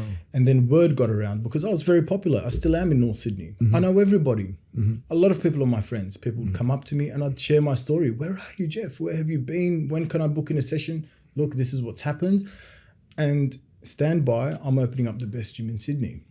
And the word got around. Yep. But nobody believed it, right? Not a lot of people believed it. It's not easy in North Sydney. It's a hard market. And then when that opening day happened, it was a great day, you know. Oh my God. It was a great day. Yeah. Where, you know, you shut a lot of people down. It's like, I know what I'm capable of. I always knew what I was. And here it is. And fast forward 8 years, March 13th, Fitness First closes. And the first person they see is me. I stood out there for 2 hours handing out flyers, Gold's Gym flyers. And I don't have to personally do it. I've got promo girls, I've got staff. Yeah. But I wanted to do it. And the manager came out and he was really, really pissed off. And I just smiled at him and I said, I'm sorry, I don't remember you. Yeah. It was another manager. And I swear to God, Steve, I don't remember him. Yeah. And he knew who I was. He's Yeah. like, Jeff, how are you? Blah, blah, blah. I was like, do I know you? He's like, yeah, it's me, so-and-so. I was like, I genuinely don't remember him. It's because I changed as a person. I focused on myself and I let it go. And I just said, you know, if this takes 10 years, it's going to take 10 years. And then when it came full circle, I didn't even remember the bloke. But he remembered me, right? Of course. Hey, I'm Jamie from Pawtion. And I'm Steve, Muscle Talks Podcast. And we heard that you guys are very into clean eating for yourselves, so we figured we'd educate you a bit about clean eating for your dogs. That's why Pawtion has decided to partner with Muscle Talks and give you promo code MuscleTalks25 for 25% off your first order at pawtion.com.au. That's pawtion.com.au. And if you continue ordering through Pawtion, please use Muscle Talks 10, and that gets you with continued orders 10% off. We're quite excited to be part of Pawtion. I've got a few dogs running around us just as I talk now. So please support not only good eating for ourselves, but I'm sure you want to promote good eating for your loved one, your pet, your dog. So go to pawtion.com.au and use for your first order Muscle Talks 25 to get 25% off your first order, and then continued orders Muscle Talks 10. Having said all that now, I'm going to go with some of your posts. I think we've covered most things about the story and, you know, what got you to build one of the most successful brands in there at North Sydney, which was probably at the detriment now of Fitness First. But to be honest, with just my input, I was very early days, I was a Healthland member. Yep. Right. And then Fitness First took over Healthland. Yep. I was a Healthland member too. Yeah. Yep. And Healthland was good. Yeah. And Fitness First was good at the beginning. Yeah, it was. But then later, because then I trained at the Bond Street in the city, downstairs there, right? But what I found was, and I think this is what the problem was, and that's why maybe you didn't gel, but you were successful in it, is they allowed those personal trainers, which you talk about, take control of the gym and not run their own little businesses in a successul brand.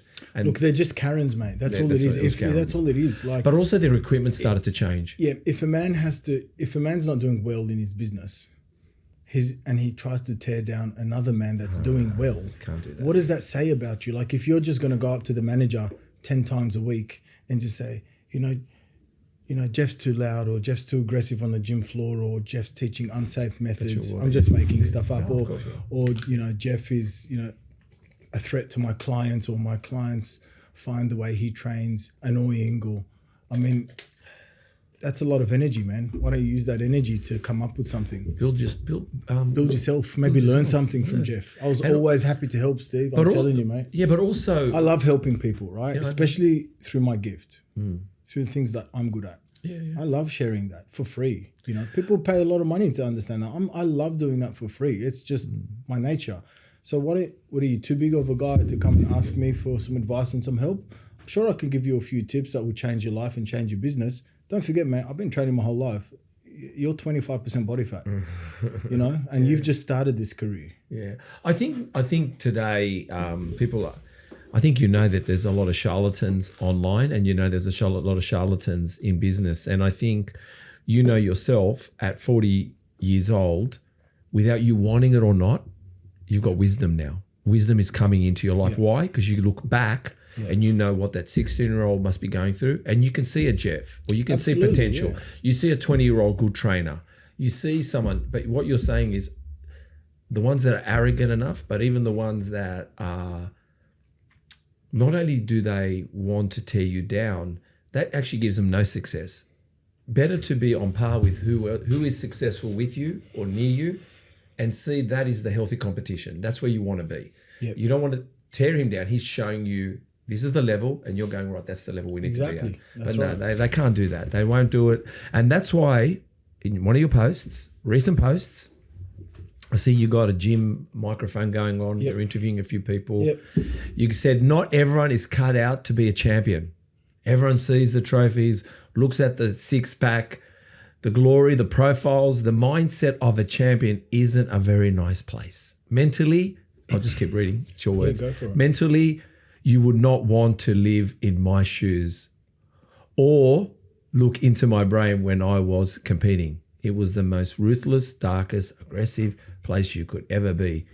Every single demon, every single dark thought gets expressed through your training and discipline, nutrition, every day. Every person, young man or not, that wants to venture in this, to know it's difficult. Yeah.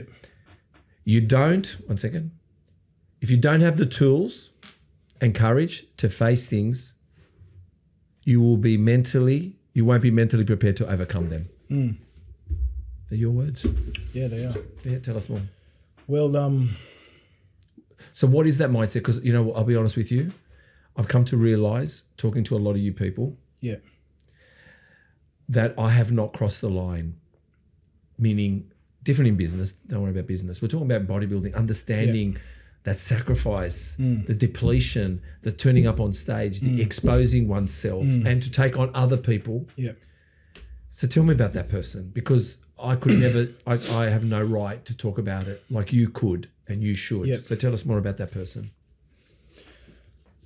Well, bodybuilding is very unique, Steve. It's unlike any other sport because you take it everywhere you go, right? So if you play basketball, you know, you do your training, go home, you eat, you rest, get on with your day. But with bodybuilding, you take it everywhere you go, mate. You know, your nutrition has to be on point 24 hours a day. Your rest has to be on point. What you're allowing to your life, you've got to make so many sacrifices. You can't go to dinner. You can't go to parties. You can't drink. You know, there's certain things you can't do. And that isolation, you know, either creates someone that is competent and dangerous, Yep. or someone that slips into the category of depressed, because there are a lot of unsuccessful bodybuilders out there. There's a lot of people that have got the formula wrong, and I've seen it happen where, you know, their mind isn't right before they get the physical part right. Like if you don't have it upstairs before the competition, then you're putting yourself in a very, very vulnerable mental position, because there's other things that come into play that you've got to take into account. But what I meant by being dangerous, I think every man needs to be dangerous to some extent, because weak men are dangerous for society. Do you know what I mean? Yeah. So dangerous doesn't mean, you know, physically. It's really good to understand physical battle and violence, but you've got to be dangerous with control, and then you get to channel that and learn how to channel it into your business, into your children, into your bloodline, and into anything you want to really do, any venture.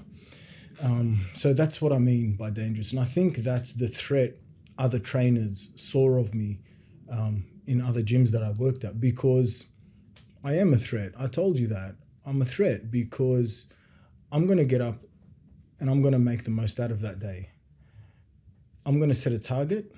And if my target is to make $1,000, and if I end up making $800 that day, or $700 or $1,100, I'm going to know that I tried my very, very best in every aspect, every minute of that day. So I'm going to be organized mentally and physically, and I'm going to have a plan on how I'm going to achieve that. Because if you don't have a plan, you're just going to roam around endlessly. You know, you need to have a vision, a clear view of yourself. I used to visualize myself in the Fitness First outfit uniform because I was proud to work for that company. I truly was. I can see. I was proud to represent that company. I was proud to function a small business out of there, and I was proud to service the members there. So before I got the job, which was very difficult for me at the start, and I used to just employ anybody.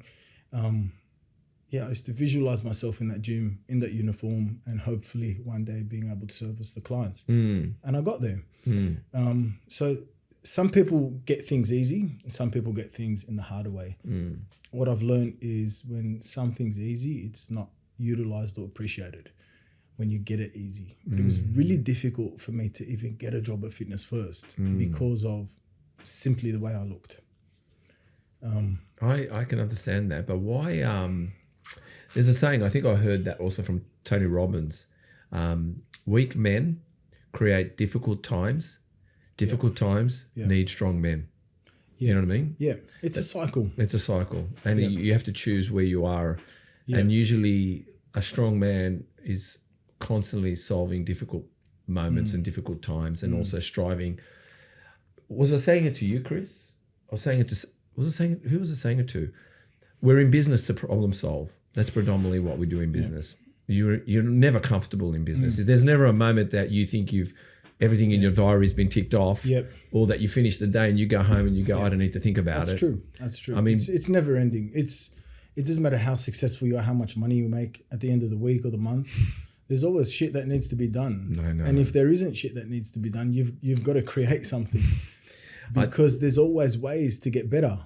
There's always ways to make something work smoother, and then put your attention into something else. Can I ask you, being you've competed, and I didn't write this question down, which just came to me. What do you think about the competition today on stage? And what do you think about the conversation they're having at the moment about pro cards being handed out like candy? What do you think about that? What's your opinion on that topic that's been out there at the moment?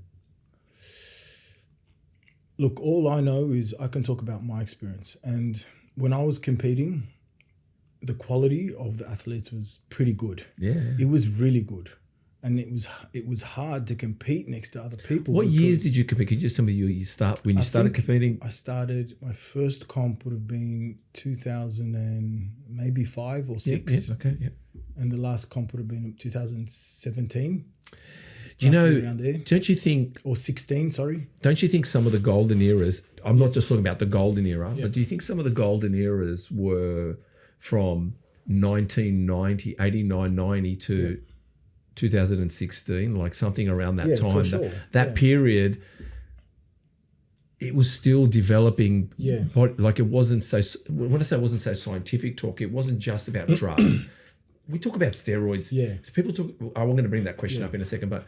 Anyway, tell me about that time, because I agree with you. That time was good. And if you were on stage, and that's, I'll tell you why I didn't compete, because some of the people were more serious than me to compete. Go on. Look, I formed a friendship. I've still got friendships now from the boys that I competed against. And some rivals, not a lot, one or two. But you've got to have them. We formed some good friendships. You've got to have them. And there was a lot of encouragement. That's what I remember. Even though I was on the north and some boys were in Rockdale, some were in Penrith, all around Sydney. But we formed a bond. And then on comp day, we'd encourage it. Wow, look at you, your arms are better, et cetera, et cetera. And I'd move up a category every year with it. A lot of boys wouldn't. I moved up a category every single year. So handing out pro cards, and back then you're saying it was difficult. more difficult. It was one pro card a year. That's what I'm saying, Right? So I'm not too sure now, but what I've noticed is I believe the quality of the physiques went down, and I think it's starting to get better now again. I think it's starting to get better too. Last few years before this year, I'd look at the pictures and look at the posing workshops, and I was upset because I was like, you should not be taking your shirt off at a posing workshop looking like that. You've got work to do. You've got a couple of years of training and nutrition and dieting to have that confidence, because there's a difference between being delusional and seeing something that's actually hasn't taken fruition yet, and holding that vision, keeping it in your mental capacity and working towards it. And then when it's ready, you unveil it. You can't jump the gun with the bodybuilding. It takes a very long time, and it takes patience, and it takes perseverance. And sometimes you have to suppress yourself and wear some baggy clothes for a few years until you actually build a decent physique. But there was a lot of people going in those posing workshops that were just not in shape. there's two sides to this for me at the moment, what I'm looking at, right? I still, and I am far from the shape I want to be right now. But what I mean is, even when I was in shape, I still questioned taking off my shirt and posing in the mirror. I still questioned it, right? And I'm talking about 6% body fat, 7% body fat, 8%. Like I'll show you a photo of me at 21 and you can see my obliques, right? And that's 21. And the confidence in kids today where you think, why are you taking off your shirt and you're in a posing room, right? And kudos to them in some ways. Yeah, for sure. I have to give them some kudos. But boy, if they were back in the day, you wouldn't survive. And what I'm saying is that effect, like what I'm getting at is, are we talking about things too prematurely with everything and everyone? Everyone's talking about the juice. No, I think that the problem, Steve, is people have started to understand that bodybuilding is a narcissistic sport, right? And I don't believe it is, and I don't believe it was, like Arnold and all those greats. I don't think, if anything, it can breed insecurity. Wait a minute, right? Lee Lambrada, Sean Ray. Those guys were beautiful specimens on stage, doing posing routines that were magnificent. When did that how does that look narcissistic? Does that make sense what I'm trying to say to you? Well, what I mean by but it became that. But it became that. Well, they thought it was because you're obsessed with yourself, but you're not obsessed with the way you look. You're obsessed with, you're looking at your body as a sculpture, right? 100%. So you're trying to get everything right to get the best points. You're not trying to get everything right so you can walk around and pretend you're Fabio. And it's not about being the biggest either. No, it's definitely not about being the biggest. I thought that the biggest physiques don't win. I heard that. It's the leanest, the most balanced, symmetrical physiques that win. The most aesthetic, really. Yes. But it's all about geometry, lines, getting the lines right. But these days, you see guys taking their shirts off and it's mutated, so the humility of the sport is gone. That's what I mean. So you got to keep yourself humble when you're good at something. And if you're not good at it yet, you're just a narcissist. You just love yourself. Do you know what I mean? Yeah. So you got to put the work in. So you had Dana White, your best mate, in the gym, yeah? But I want to know, because I got a little bit confused about two things. Sure. One, he said something about death row. Is there a death row in Gold's Gym? What's his death row? And then he said, I'll say what he said. Yeah. He goes, death row in Gold's Gym, leg day, and playing death rocks. Yeah. Whatever you're playing in the gym. It's one of his favorite songs. That's all it is. We were just we played one of his favorite songs for him. Okay. So that's what he meant by death row. Yeah. All right. So that was the band. Yeah. Right. Okay. All right. So, and there's Dana White. Now, my questions are, how did that happen? Mate, you tell me. And how was he in person? Yeah. And how was the UFC? So go for it. So how did it happen? It's actually a funny story. Yeah, right? please. I don't know if you believe in manifestation and visualization. I do. No, I do. Okay, so I don't know if this was I manifested it or what happened, but this is what happened. Depends how deep you went in your mind. So 2 days before he came, I was just driving my car and I was just at the traffic light and I was just scrolling on Instagram and I saw the Sydney UFC sponsored ad come up. Literally for 2 seconds, I had a little fantasy, a little daydream in my mind, and I was like, wouldn't it be awesome if Dana White came to my gym? And then I said, nah, he would. He owns his own gyms. He's got the UFC gyms. He'd go there. And then I just let it go. So 2 days later, I leave the gym at about 3 o'clock. I go to my mum's house to have lunch. I'm about to have my first bite. My phone rings. It's one of my staff. It's like, Jeff, Dana White's at the gym. I was like, what? I totally forgot about the little fantasy I had, right? So I just dropped my food and I just fly to the gym and I just couldn't believe it. I was like, why would he come to my gym? Yeah. So, he came with his entourage, he had his security, his trainer, he brought his trainer with him. And he was training legs. So I went over to him. I didn't want to interrupt him, waited for him to finish the set, introduced myself. Mate, he was a gentleman. And I'm not just saying this because he's a high profile person. I've met a lot of high profile people, but he was down to earth. He was unbelievably respectful. He was training like a beast. And he said to me, this is funny, right? He goes, do you want to come to the fight? I was like, mate, I'd love to come to the fight. He goes, how many tickets do you want? I said, I don't know, 10. And he goes, 10? I go, shit, I don't know, 2. Whatever you give me, I'm grateful. I just spat out a number. He goes, no, man. He goes, leave it with me. He goes, give me 2 seconds. He sent a voice message. He sends a voice message to his assistant in the US, and he's like, put 10 tickets aside for, what's your name? Jeff Myth. Jeff Myth, put him in my private section.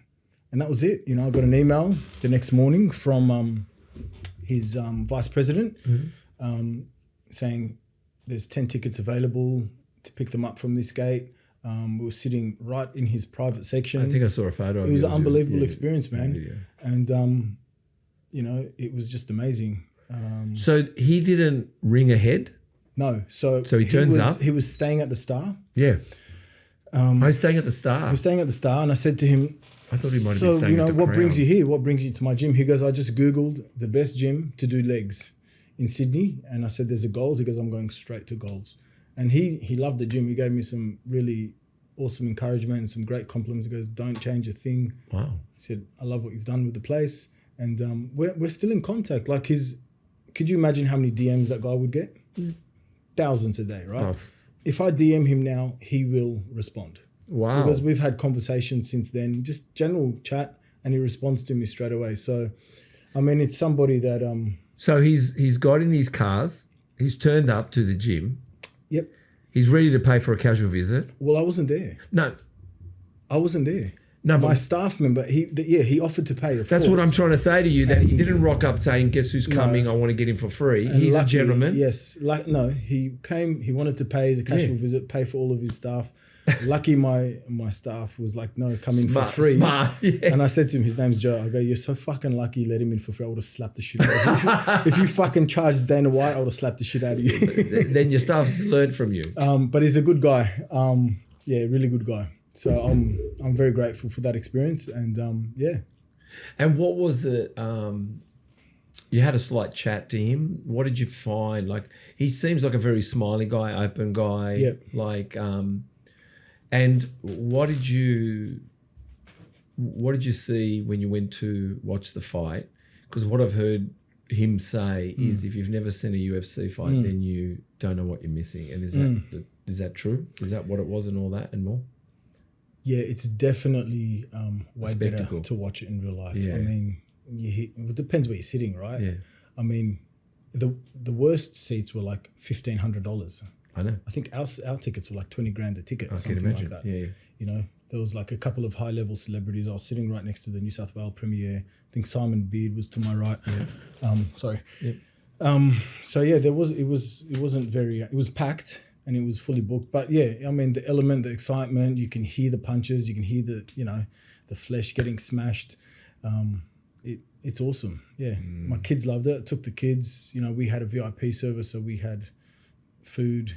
No way, you had food Yeah, as yeah. well? They took us to a private room. We had a private chef. Yep. And there was only maybe 20 people there. Quietly, I was upset you didn't ask me to Yeah, come. I sorry, thought mate. Sorry. out of everybody, But you'd yeah, be choosing full me. service, man. Everything. Obviously, I'm friend 11. I'm friend 11, Chris. You're probably 11. I'm 12. Chris would get in there before me. What a privilege to experience that. Do you know, I mimic this business, Muscle Talks podcast, after Dana White and his UFC. Really? From day dot. Ask Chris. All my examples to Chris. Yep. So everything we do is a UFC model. I know. And how it is firstly brand, right? 1. 2, the guests. Yep. We announce them before a podcast. Yep. And we do a trailer before a podcast. So it's pre-fight. And this is the fight. And then we've got post-fight. So the fight is the posts and the podcast, and then the post-fight. So I learned from Dana White how much he puts into marketing prior to a UFC fight. So he's got everyone excited. Because once you've sold the tickets, or once the day of the fight happens, or once the podcast comes up, there's nothing, I mean, you can, it's done. So UFC is an amazing model. I mean, Dana White's done. He's definitely killed it, yeah. He's killed it. He's killed it. And now he's taking on boxing. He's taking on boxing. He's got Slap, what's it called? Power Slap. Yeah. And he's also now, he's part of the directorship of Facebook. Yeah, I know that. He's on the board for Meta. God's sake. I mean, the guy's in everything. So tell me now, I was going to say, because I know you've been talking to some of your members, and you're talking to Julie. We're talking to Julie quickly. I just want to ask, can you tell me what's cross training again? Because Julie likes cross training, but I'm trying to remember what cross training was, because I don't do cross training. What's cross training exactly? Is it weights? I think it's a combination of. But what is cross training? Mobility, flexibility. Yeah. There's a lot of flexibility and mobility involved. Obviously, a lot of chin-ups. Is it like a circuit? Sort of. You can integrate circuit training. Doesn't necessarily have to be, but it's a combination of everything really. So you're super functional. So It's like a look, full- it's not my expertise. I'll tell you that. Yeah. But that's the gist of it. I what have we got here?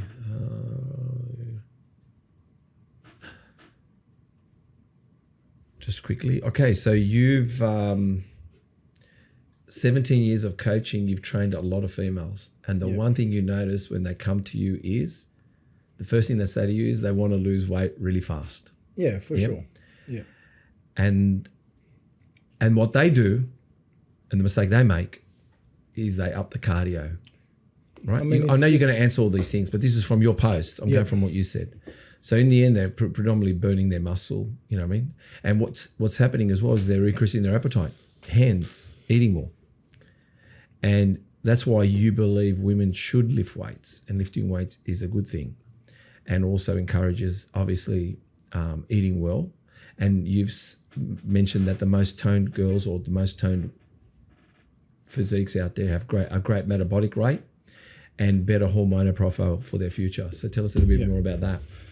Look, it's really simple, Steve. So, like I said, after 17 years of coaching, and not just coaching, observing people, seeing what they do right and what they do wrong in the gym, weight training is the best thing, especially for females. Obviously not just for men, but I'm saying especially for females, because it's harder for females to burn body fat.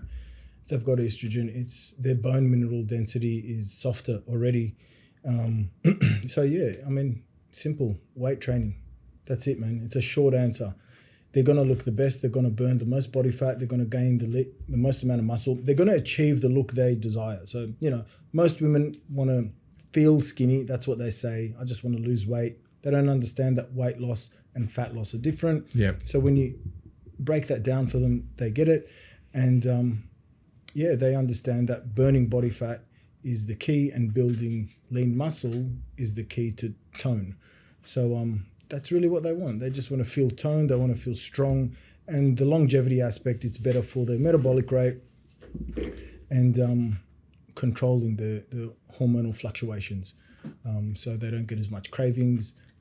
They understand what to eat when they do get the cravings, because the female body is different than the male body. Mm-hmm. And I'm not against cardiovascular training. I quite like it, but they've got to understand that there's a purpose for that, and it's really for cardiovascular and heart health.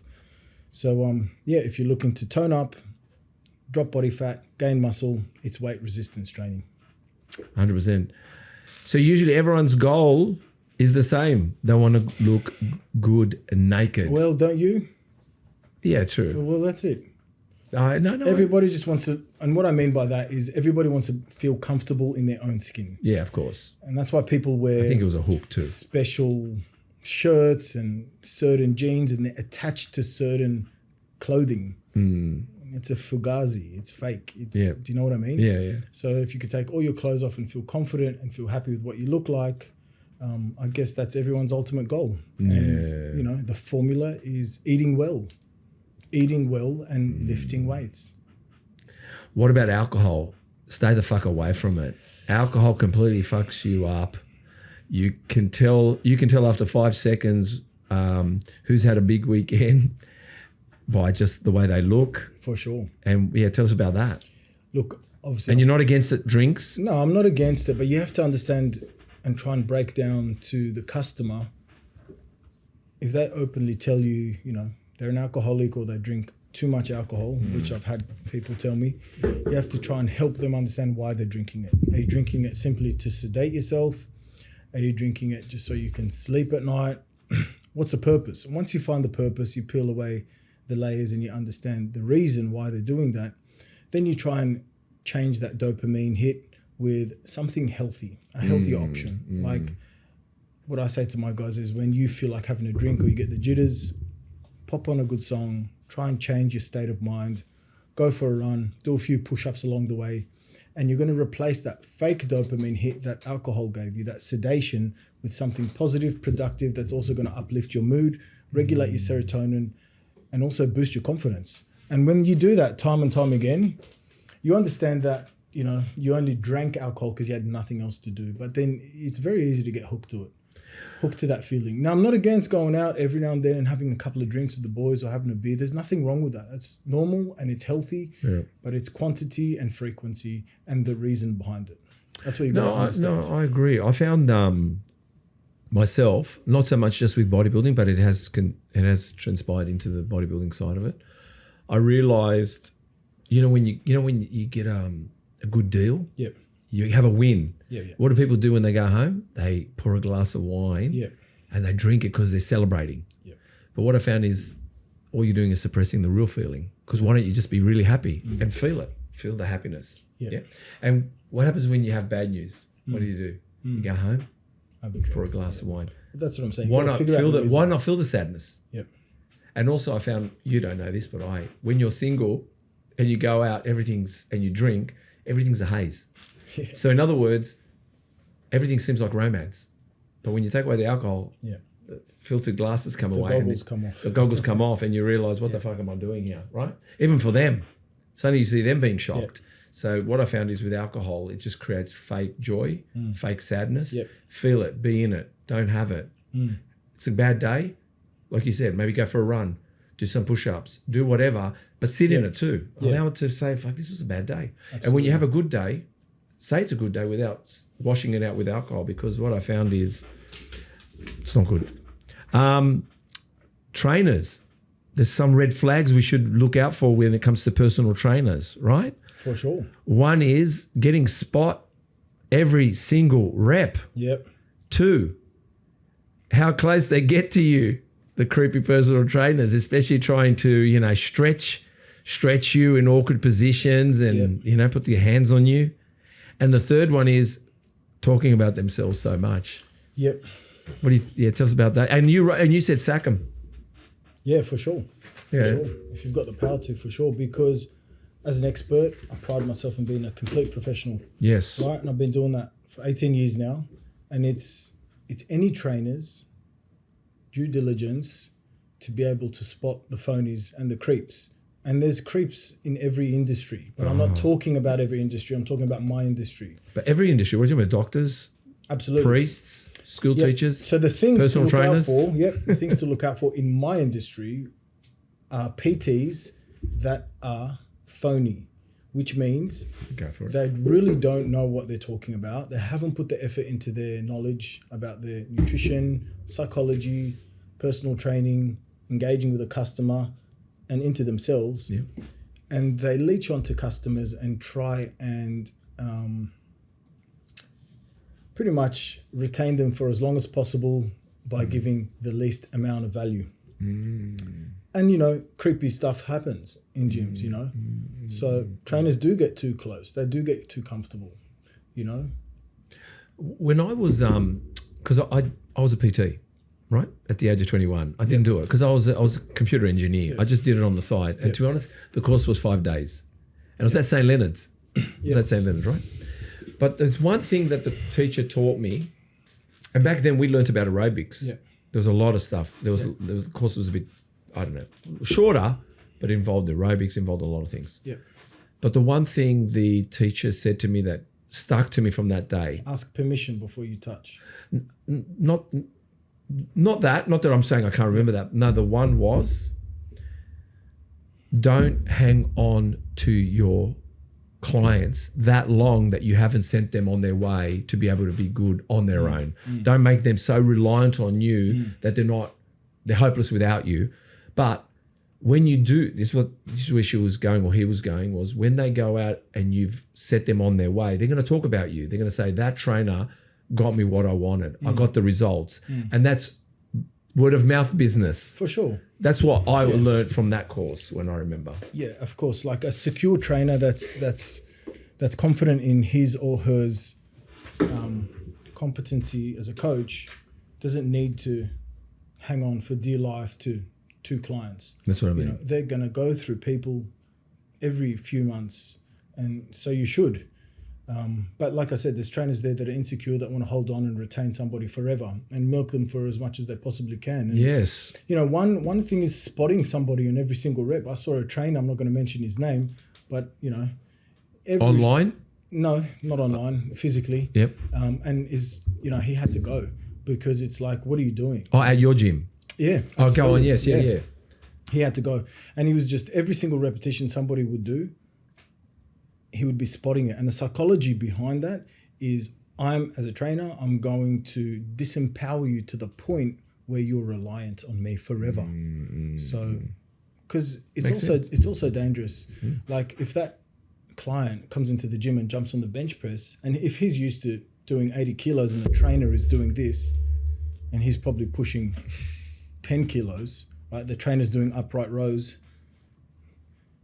He's going to jump on the bench press alone and he's going to pop his shoulder because he doesn't have the stability that he should have by holding that weight across his shoulder or across his chest. He doesn't have the power in his joint or his ligaments or his tendons because the trainer's been taking the load the whole time. Yeah, you got to spot somebody maybe 1 or 2 repetitions, you know, on their failing sets, help them through it. But the majority of the workout, you shouldn't be touching the bar or you shouldn't be touching the dumbbells. A little bit of assistance is okay, but when it's every single repetition, you're disabling that person from growing themselves. You're taking you're disempowering them. Because one point as a coach is you're trying to empower somebody. Empowering somebody in the gym, not outside. You're trying to teach them what you're good at. Giving them the confidence and the education to be able to come into the gym and smash their workout for the rest of their life. So for the next 10, 20, 30 years, they say, you know what, I met that one trainer once, 20 years ago, and this is why I am who I am today, because he taught me the fundamentals. He was so pedantic. He was so strict on me. And I trained with him for 2 years or 6 months. But you know what? I kept all that knowledge and all that education. I think that's a good trainer. Yeah. And I think that's what I've achieved. I've always said that to my clients. I've always said to them, look, I don't want to train you forever. Yeah. You're purchasing education. Remember that. Yes. You're not purchasing a personal training session, and you're definitely not purchasing a mate. Yeah. You're not paying me to be your friend. That's right. If we're friends, that's fine. But that's not your main objective. A lot of trainers manipulate their clients to believing that. It's a psychological thing, and it takes a bit of time. But the trainer does become very dependent, and it just kills their security. Like they will never go to another gym or never find another trainer. I mean, it's pretty dark. How are you with your trainers, and also how are they with you being at the level you are? Which means I'm not saying that they're not at your level, hear me out, and they haven't surpassed you. Maybe that'll be a great thing too, but how do you find working as a team and your team there, and how do you mentor them? Good question. So firstly, I don't expect everybody to be like me. I don't want them to mimic me, but I want them to understand the fundamentals of professionalism on the gym floor. That's the number one thing. People's eyes are on you all the time. So they have to understand how professional, there's a level of professionalism that I expect. Everyone's got their own style when it comes to coaching, right? It doesn't matter what angle you take. If you're a good coach and you get the results and your customer's happy and you're doing good things, then that's awesome. Then I want you to forge your own style, your own methodology, and elaborate on that and grow as a coach. If I can help you and you can mimic some things, or I can mentor you, even better. Do you mentor them? I do. One specific coach right now, I'm doing a very close mentorship with her. She's excellent. I'm very happy with her. I wish I had a couple more of her, to be honest. And she's killing it. You know, she's doing really, really well. And the feedback that I get from her clients, which are my members, is very positive. And that's just music to my ears. It makes me feel like I've done a good job with her. Do you also get trainers that you have that also come with stuff that teach you as well sometimes? Do you find that as well? I never stop learning. Good. I think it's good. I think that's the type of PTs you want in your gym, don't you? Mate, you never stop learning. But, and I'm not being arrogant here, but I'm saying I haven't had a trainer yet come into my gym teach me about the human body or how to train somebody. And when I said you never stop learning, you learn other things. You learn who to of employ, who not to employ, Who you work with. what worked for that specific member, the way they carry themselves. So there's always some element of learning.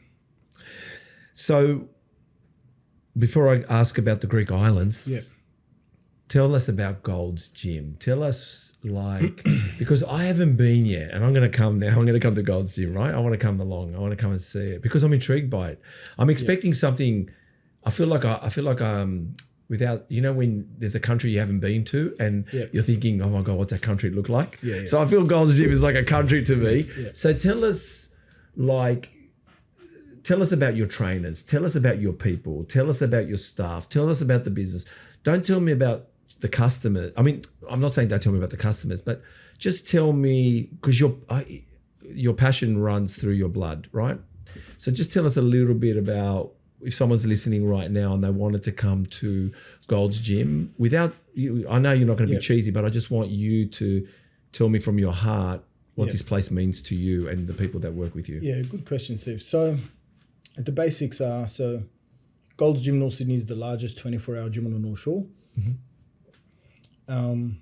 It's community-based. So we have a lot of local residents. And the main thing for me, everybody is welcome. That was one driving factor for me, that I always wanted people to feel that.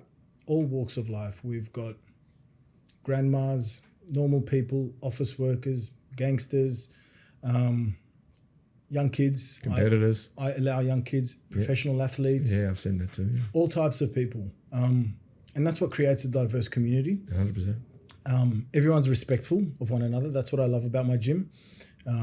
It's very hygienic. I'm known for the hygiene. Could be the ethnic OCD. Don't worry. But and do you trust me, when people go to bathrooms and go on gyms, they remember you for that. Yeah. I'm telling you. Mate, I've had a lot of feedback on how clean the gym is. Trust me, that's a good feedback. Yeah, and it's just a community-based gym. In saying that, we do have a lot of people out of the area that travel to the gym because they want specific machinery that other gyms don't offer or provide. Okay. That I've got. So the brand feel as well, the feel of that Gold's Gym as well. Look, I love it. Like I said, I could have done any brand in the world. Yeah. I wouldn't have done any other brand. I wouldn't have done a Snap or any time or anything like that. It would have been my own personal brand, Jeff's Gym or something. Yeah, of course. But I've always been obsessed with Golds. I love it. It's a high caliber gym.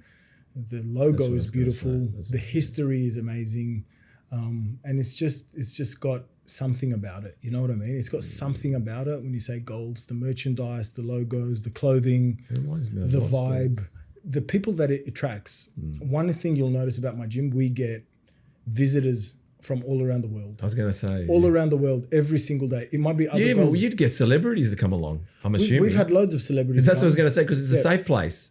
I guess they know Golds. It's a safe place. If you're going to go somewhere safe, you go to Golds. And it's famous, you know. The brand is famous. And it's always affiliated with having the best of the best. And look, we try our best. There's always places to improve. Yeah. It's a business. It's ever changing all the time. And that's why I spend a lot of time in there, just to observe and just to watch what's right, what's wrong, and just maintain the vibe. You know, that's really, really important, because 1 or 2, 3 new members can change the vibe. You know, sometimes it's for good, sometimes it's not so good. So I keep a very close eye on things. I like it. I want to come because you know what I feel like? I feel like it's something, when people talk about Dubai and those places, I think I've got to go to Gold's Gym. Maybe they've got this fish tank in the middle or something. Like I'm just saying, I've seen your photos. I've seen the look at the logo. I've seen you're on my stories all the time, and I see, and I've never, I guess I don't cross over. And where did we go, Chris? We had to go to a business meeting in Mossman. And I wanted, this week it was, and I was thinking to myself, I should visit Jeff. Should have, mate. Just text me. I will. Not that we will dress to train. We're just wanting to come to visit. Come in for a coffee, come for a walk through. I'd love to. We'll do it, right, Chris? We'll go around all the time. We'll do that. Greece. Tell me, you went to Greece. Where'd you go in Greece, by the way? What was the country? So, went to Greece last October. Yes. And was that a cigar? Yeah. I don't mind the cigar here and there. I've only just started this new habit in my 40s. I quite enjoy it every now and then. Okay. But it was unbelievable. Beautiful country, beautiful people, amazing food. Europe is just gorgeous. Yeah, gorgeous. That weather. Mediterranean, man. Yeah, it's just. And it goes you around. feel- It is. It's incredible. You were talking about the frappe this and the food. Yeah. Where did you go? If you just tell me, do you remember the places? So we went to Santorini, Mykonos, Paros, and Milos. Nice, Yeah. nice. Yeah. My dad's from an island. Yeah, He's the island of Samos. Yeah. Yes. Yep. It's one of the greenest islands in the Mediterranean. I want to own it. yeah. I don't know if I told Chris I've got to own the island, Yeah. but I'm being serious. I want to own it, Yeah. but and there's many reasons why I want to own it, by the way. But the Mediterranean. How about Santorini? That was my favorite. Isn't it incredible? It was amazing. You don't believe how big those cliffs are until you come in with a big ocean liner and you go, that is breathtaking, serious. yeah. It's breathtaking. And Mykonos, that's a windy island though. It's quite windy. Still nice, very nice. Oh no, the whole place. How good is the food? How about the olive oil? Mate, it's unbelievable. I know. And the frappettes. You look good. You look like a good Greek. Thanks. Oh yeah. When I saw you there, you looked like you were at home. Look, it definitely feels like when you go to an ethnic country and you leave Australia. I love Australia. It's amazing, but you do feel more at home. You're Even talking if about you're even talking if about the you're not Greek, streets, the incense. Like, it's just beautiful. Like the you feel churches. the presence of God. You see people's faith. You're gonna make me there's- cry. Yeah, it's amazing. Different demographic. Like the people there, they're just very wholesome, and they're not in a rush. Everyone's in a rush in Sydney, right? So they're more interested in the quality of the life they have and the connection they have with people. That was really good. Chris just came back from Macedonia. Yep. Right. He went in December. It was January. December, January. Yep. And the funny thing is, I was looking at his clips. Yep. And there he was parking the car Yep. just next to trees, like you go, like you go to a park. Yeah. And he turned the camera around, and it looks like there's Mount Everest there with snow. Yeah. And they're all skiing. It's Yeah. like there's no entrance payment. Yeah, You just Greece was like that. put your skis on. And away you go, or go to, like, it's just beautiful. I was Here we've got to talking pay to- for yeah, everything. I was- Park the car, parking meters. Yeah. Like just to go somewhere, you've paid an arm and a leg to go somewhere. Yes. Incredible. Yeah. I was talking to one of the locals there, and I was interested in a bit of real estate there, to be Of honest. course. Started a little business there. And I said, how hard is it? He goes, mate, it's not hard. He goes, if you've got money, you can build right here on the footpath if you want. He goes, there's only one rule in Greece. You got to paint your house white. That's it. Yeah. It is. It just It works. I was watching Chris, and the places he went to, I'm thinking these are places where we're not allowed to walk through. You got to go this Yeah. path. You got to go through this entrance. You got to give $10 or $20. Chris was turning up to ski resorts and just going for it. Yeah. Was it? Huh? It was incredible. I was like going, this is nuts. That's Europe, mate. It's awesome. Well, you know what? We're going to go over the body now, mate. Yep. All right. Quickly. All right. The traps, sets and reps, Yep. exercise. Look, it's difficult because the trapezius can be active in many different exercises. You could never do a shrug in your life, and you can have big traps. Chin-ups, deadlifts, activate traps, believe it or not. It's also where all your androgen receptors are. So the higher your androgens are, the faster your traps grow. So that's why a lot of people, when they hit the gi, they just get massive traps. So that's one indication you can tell when someone's on the gi. So there's no specific rule about traps. It's a very sensitive muscle, like your forearms and your calf, and it's also genetic. Okay. So, All right. So a lot of things help switch on. Delts, side delts. Side delts, any type of pressing movement. Side laterals don't always work for everybody. Sometimes you have it, sometimes you don't have it. But the traditional exercise to build capped shoulders is your side lateral movement. I prefer dumbbells over cables, but that's just me. Rear delts.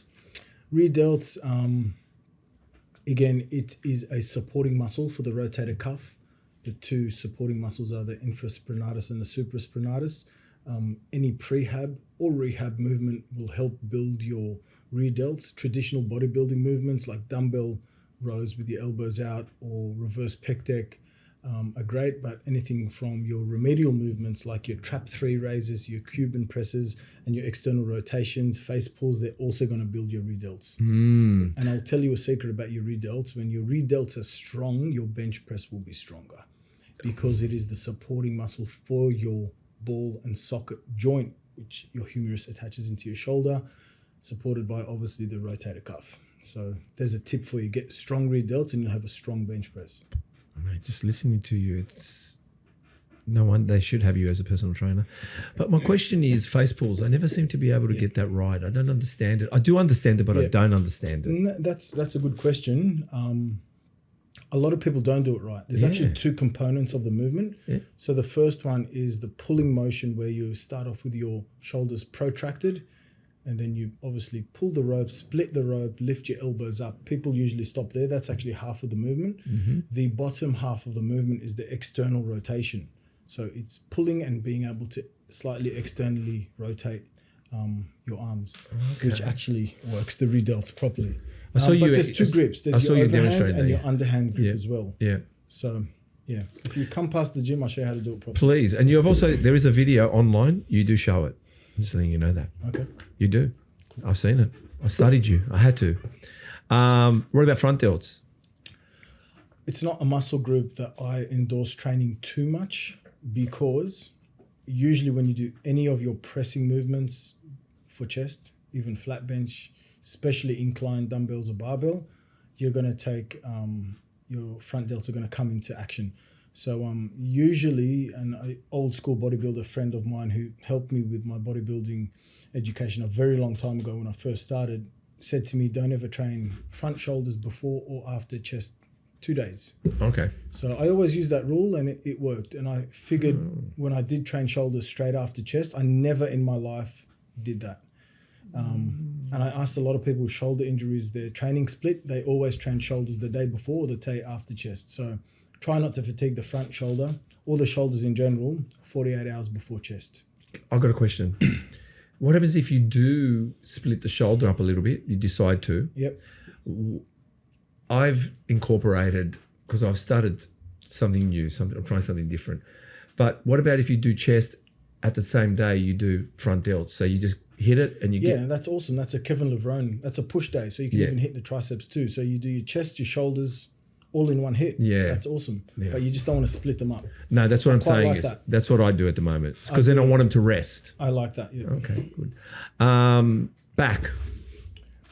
So many different back exercise advices. So what are you trying to achieve? Width, thickness, strength, mobility, At the spinal moment, health? I think I need thickness.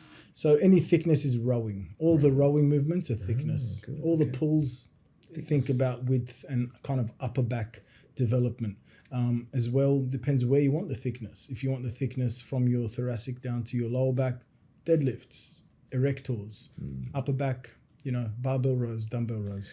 What about, and I've noticed, what about getting a real big wing? Like I've noticed that some people are up high. They haven't developed that. You can't change the origin and insertions of your muscles. So wherever it inserts. That's it. You can only make an illusion of having a perfect body by developing surrounding muscles. That's the whole art form of bodybuilding. I love bodybuilding. Yeah. See, that you just explained it well. Chest, I always love incline first. The majority of your pec is really from the mid to the incline. Look at your arms there. Look at that. And that's my broken arm. That's the good arm there. Look at that. So, I always go for incline. Incline will use the majority of your chest and will also help build tissue on top of the clavicle, which should surpass the front shoulder. You don't want to empty upper chest, thick lower pecs, and pronated or rounded shoulders with an empty gap here. You kind of want it to have that classic Arnold full chest. So incline will do it. Biceps is such a small movement. Really, you only really need 2 exercises, to be honest with you. Yeah. Mike Mensa said, and I kind of agree with him, the best bicep developer would be a lat pull down on a close grip, stopping at your chin. And I used to do this exercise with one of my previous coaches back in the day. Paul Haslam. I've reached out to Paul. It was a straight to the chin. So it really makes the arms explode. And traditional barbell curls, dumbbell. I prefer dumbbell over barbell. The Zotman curl, just adding that bit of a twist and that pronation really helps screw the muscle. And obviously you want to work that long head and that brachoradialis. So I like using cable hammers or dumbbell curls for hammer curls. Mate, I think, what did you call that twist again? So it's a Zotman curl. Do you know how many people aren't doing the Zotman curl? And I think that's what I've always done that. But that's why they don't have a ball. Have you noticed some of the boys?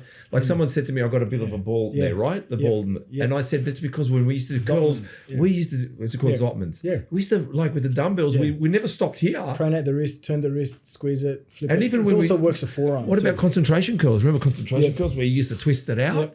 No one's doing concentration curls. Yeah. I don't know, like some of this old school stuff, everyone's kind of cut it short. Tricep? Triceps number one is dips. I think I said this last time. It's like doing squats for your arms. So dips. You can get dips. You can get strong on dips, man. Wow. All right, now with dips. Yep. How do I get it to engage more tricep than chest? So the closer your hand position is and more upright your body is, keeping your shoulders back, slight tilt is going to hit triceps. Right, but further out wider, is your chest. Wider, leaning forward, it's going to hit chest. So classic. Got it. That's for me. Forearms? Forearms, they're stabilizer muscles, man. You know, so they're going to work no matter what. Any type of gripping movement, chin-ups, deadlifts, pull-downs, but you can always isolate them. Any reverse curls, spider curls, even hammer curls are hitting your forearms too. Yeah, I'm giving them a bit of a go. Yeah. Abs? Abs are always engaged in any compound movement you do. Your basic 10, 15 minutes a day of just crunches on the ball or just find an ab machine. You don't need to do too much. Keeping your waist tight is important, but also it's an ab. The ab is a muscle, which means it's going to grow once you stimulate it. So it will get thicker. So you got to be careful. I know. It does make your waist thicker to some extent. I think I realized that when I used to train it a lot. Now I don't train it, not because I don't want to. I just think I haven't done enough in the kitchen. Yeah. I think I need to get the body fat down a little bit. Abs are made in the kitchen. Yeah, made in the kitchen. I've heard that a lot from you guys. Quads. For me, you can't beat your classic high bar, feet close, Tom Platz back squat. Really? Yeah. Feet close, heels elevated, real close feet, heels elevated, nice high bar position. Squats. But the main objective in the squat is to have the hamstring squash and push down on the calf. So you're reaching that full range and even beyond. If you can compress the calf with your hamstring and have your knees out and your body nice and upright, your tissue is going to expand at that very bottom part, and your quads will grow if you get that full range, definitely. But to do that, I feel it's impossible to go too heavy. It's not. I'm not saying it's not possible. What I'm trying to say to you, to me, it seems scary. Heavy is subjective to everyone. Everyone's strength, you know. People have different strengths, you know. You don't have to go too heavy as long as. What I'm saying, you can cheat your way by pretending you're going heavy with quads. You don't need to go heavy. But what you're telling me, I already know in my head. What scares me the most is finding the right weight, because that's when I know I'm going to do it well. Of course, it's the exercise execution that makes the difference in everything. It's knowing how to do the exercise properly and practicing it 10,000 times the exact same way and continuously refining it. That's the thing. Okay. Hammies.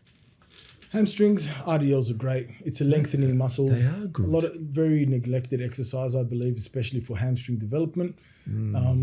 I've noticed it lately. I've incorporated it. Even full range squats is hitting your hamstrings too. Oh, okay. Yeah. But I found RDLs good. Calves? Yep. Calves, you know, your classic stuff, but high reps and smash the calves. And they've recently done a study where I just noticed this. I actually read the study the other day where you stop at halfway and go all the way up. Instead of getting full range, you actually get more development stopping at halfway and going all the way up. No, I thought there was growth on the bottom. Jay Cutler was saying something about, what do you call that? Like full extension. But full extension. I mean, that's just the study. It's scientific. They have actually my calves have started growing for once after 56 years. Yeah. Right. And what I've realized is two things. I train them twice a week now. Yep. And I train them first when I do legs. Yeah, so it's a good trick. I used to do that before comps. Before any session, I do my calves first. Yeah, I found because when I'm at the end and I'm doing calves, I'm already looking at the door. And there's no glycogen left. There, and I'm looking at the door. I'm thinking, I'll just do it quickly and get the fuck out. Yep. Tibialis? Tibialis, the machine, Tibialis exterior. I've got one at Gold's. Have you? Very rare machine. But yeah, look, It is rare. squatting, walking, lunges, anything with your foot elevated is going to work your tibialis. Well, promote yourself, Jeff. Where can we find you? Guys, you can find me at Gold's Gym North Sydney. And our Instagram is obviously Gold's Gym North Sydney. Same on TikTok. If you have any inquiries or questions, send us a DM or a text message. Sorry, not a text message, an email. And yeah, we will be at your service. Oh, that sounds great. Mate. Thanks, Steve. Yeah. Good to see you again, my Good to friend. see you.